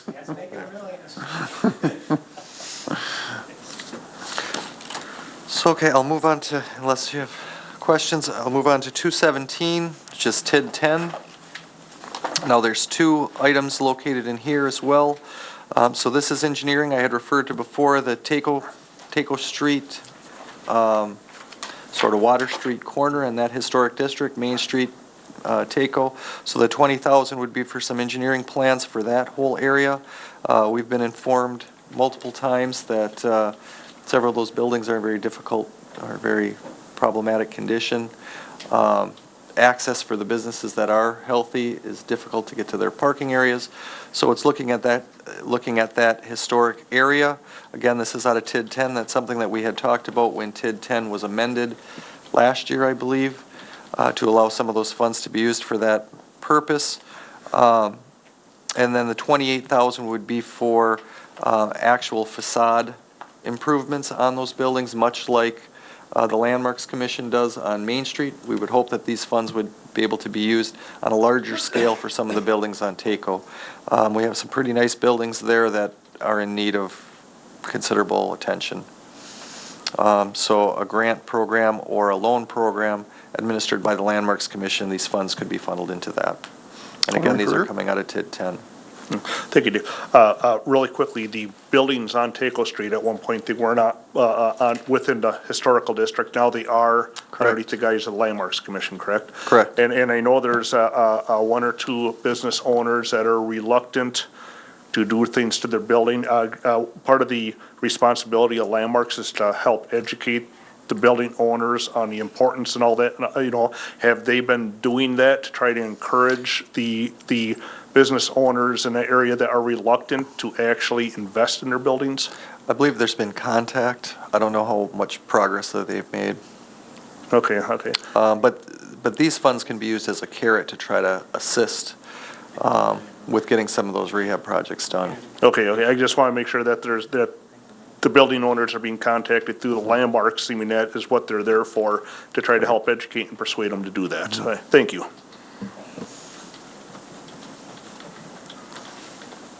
Okay, I go to 218 is Tittle.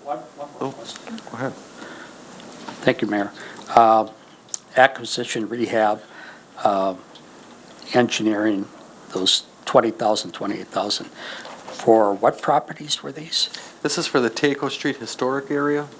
Okay. So it's not specific properties, but for. And that's just for one that whole- building on Taco Street? No, it's the whole, between the bridge up to Main Street. That's the historic area. So it's both sides of the street. Okay. And you said there were some parcels that weren't working in there or something for parking. If we can get a map of that to show what we're looking at to do with that. Sure, I can show you a map of the area. Thanks. But again, that's And what properties? Part of the things that you're asking for the plan that I'm trying to fund. So Well- I can give you the background of it and show you what we're looking Well, I at and understand why, that, but. I want to see Well, what I just- properties you're talking. The Water No, Street thing came up that way, so I just want to That explain was that. that was a rude remark. Well.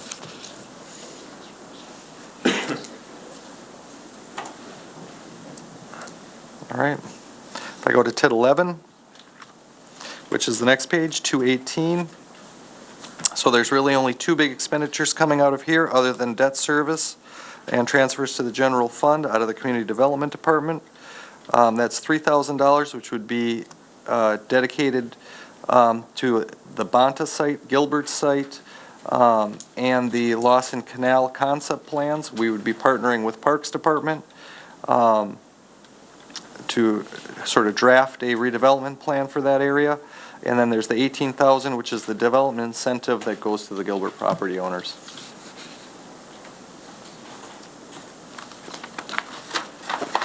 What is the engineering? The engineering is to do a concept plan for the Lawson Canal, for the peninsula portion of Bonta, the Annap Street side of Bonta, and then also tying that into the Gilbert site. And what line is that? That is 2102 under urban redevelopment. Alderman Sevenick? Okay, so, in 2016, $3,110 was spent. And then there was an adjustment in that 20,000 was spent. And now we're doing, or actually $16,999. And then, now we're looking to add another 9. Well, those are under the Parks Department. I realize that, Mhm. but it's coming out of this TIF, and you're Right. talking about the TIF 11 here, so, Yep, and community development would be putting 3,000 into that effort for a total of 12,000 for engineering. thank you. Alderman Kruger, I'm sorry. Thank you, really quick. Is this a project that actually needs to be done right now? Because with the Racine Street Bridge, if something happens with the state and they change their plans, will that not make whatever we do on the engineering, prior to it obsolete? Well, this is primarily dealing with the area west of that. I mean, we have an idea of what property is going to be taken by the state Okay, for the so- roundabout. okay. So it's going to be primarily west of there, but a lot of this is associated with the naturalization and potential redevelopment of the Lawson Canal itself. Oh, all right. Which separates the Bonta site in half and also enters onto the Gilbert site, so it goes onto both. All right, That's why got there's it. very little coming out of community development, but most of it is coming out of parks. Thank you. Where's the bridge? Alderman Taylor? Where? Thank you, Mr. Mayor. Again, Mayor, here's a project that has no end to it, the Lawson Canal, and we really need to have council approval and council looking at this before anything is even done out there. I looked at the concepts that were here. The concepts don't even reflect what we could even do there. And so we're misleading the public out there. We would have to take down all the steel shoreline on our Donley property and bring that down to level, and I don't know how we could even engineer something like that or have it done. So it's very misleading what we're showing the public here and what can be done with this project. And You should the bring project this, hasn't even been put out there to stand on its own. you should bring this up in the Parks budget because Director Tungate has been working with a company called Stantec that's been putting these plans together and working with, is it NRDC? I forget exactly. It's the NRDC and the DNR. Yeah, to put together some plans, and that's what you saw at that vision meeting for the downtown area. So, but make sure we bring it up again at that point. And as Alderman Sevenick said, it's very difficult to see this stuff moved around like this. It should just come up and said, okay, there should be a line there that says this is the Lawson Canal, and also see this in Park Department, so-and-so, so-and-so. So the budget needs to be spelled out much better. Thank you.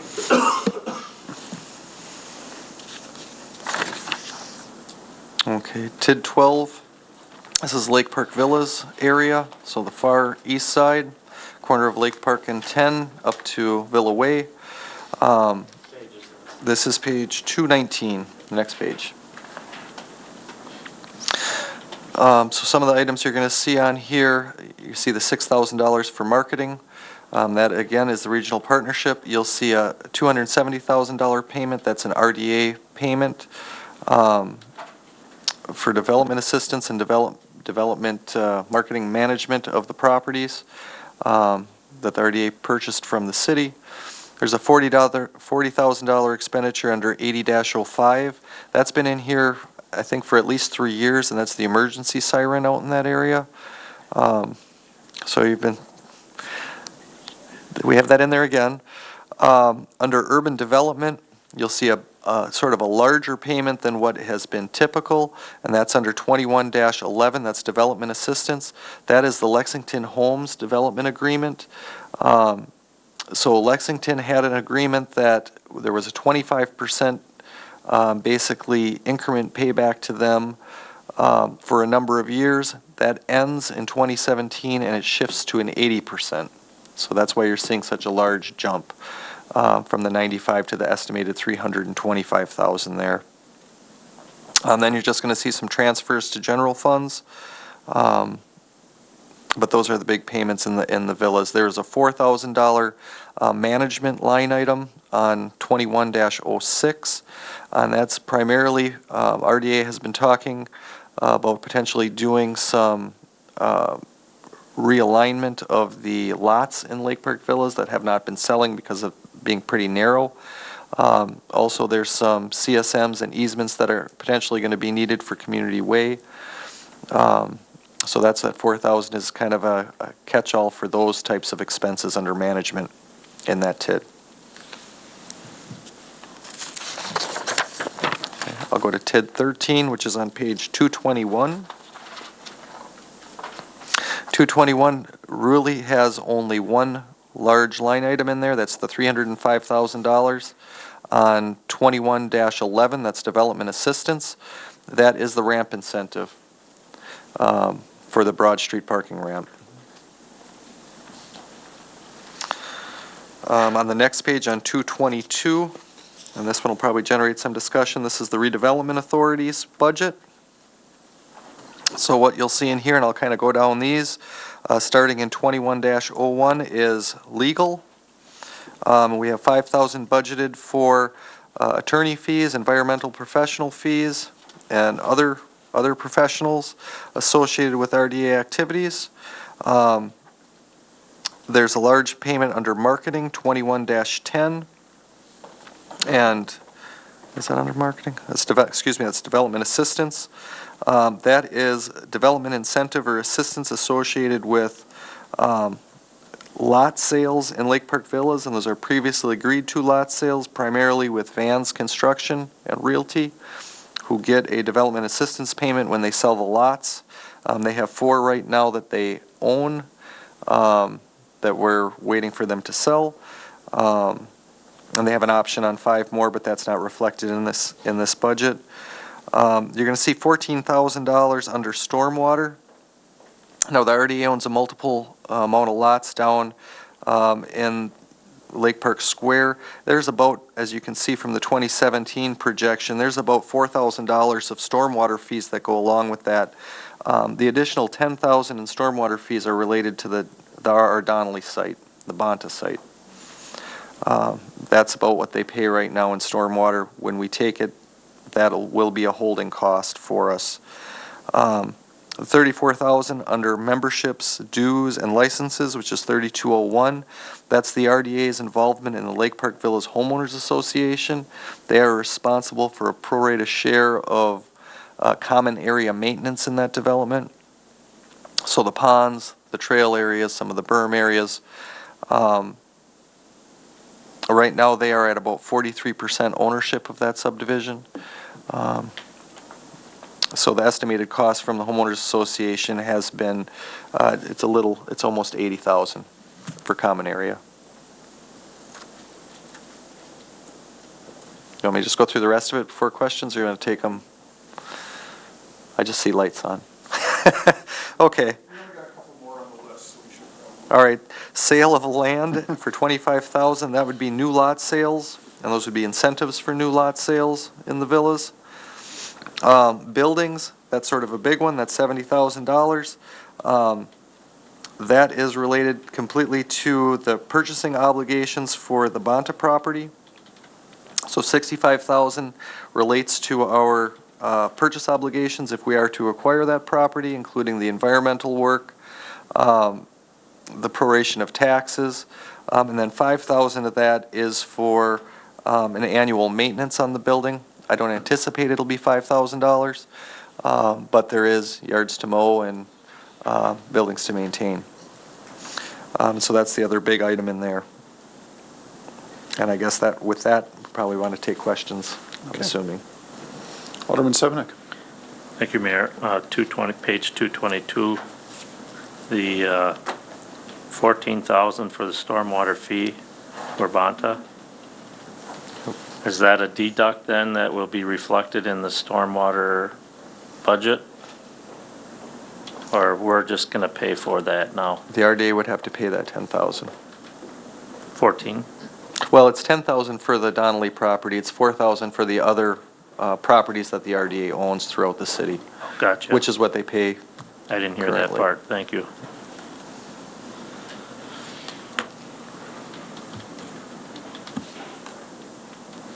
Alderman Kruger.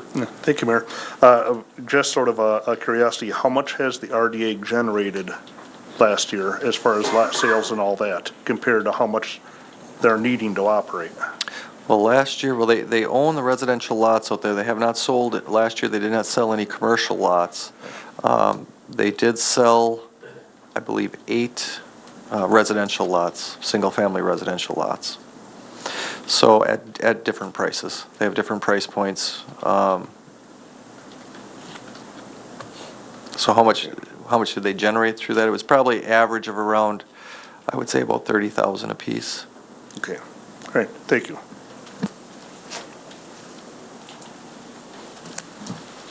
Is that your last budget, Dave? That is. That is. So before we let Dave get up, I'd like to take a recess, but I'll let Kevin go first. Just wanted to thank Dave for whipping through this in about 2 hours and 15 minutes. Sorry. We got through the last half really fast. It was that first half that took a while. That means Public Works will be like 4 hours. And I will make it a point for the items that, more graphics, I'm 100% agree that the graphics definitely help. So I will get those together. Yeah. John and I have been talking about graphics too, and he has some ideas as to where to move forward with the budget, but we just didn't have time to get to that point. That is correct. What I would have liked to have seen had I started sooner than August would have been to see little graphs of the different street projects that you would see what neighborhoods they're actually in.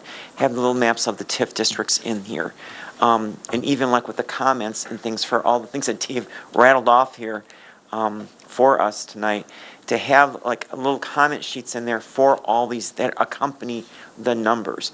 I know some of the departments wrote it in, we only have so much space to write the comments directly in here with the line items, but for a narrative for each TIF or each fund that Dave talked about tonight, just having a accompanying section like you saw in the police budget presentation for tomorrow night.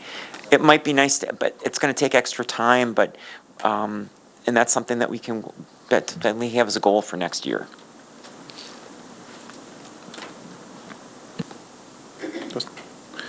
There you go. Just me again, as long as you did that, I just made a couple notes that for future, I was gonna talk to the mayor about it or you about having our TID descriptions for what they were and what some of the expenditures are, that bring a lot of clarity to it. And then in the past on our agendas, I realize we're short on time this year, but page numbers associated with each department, that's always been really helpful as we're navigating the budget. Otherwise, we're really searching to figure it out. And So we've done that in the past and it's really been helpful. And if we can do that even going forward, that'd be a big help. So if we adjust our agendas with page numbers, I think that'd really be a big help. we can probably get you the table of contents for the next meeting. John and Jennifer and I were printing these at about 12:15 last night, so, yes. Okay, before we move on to Public Works, we probably take 5 or 10 minutes, and then we'll, pardon?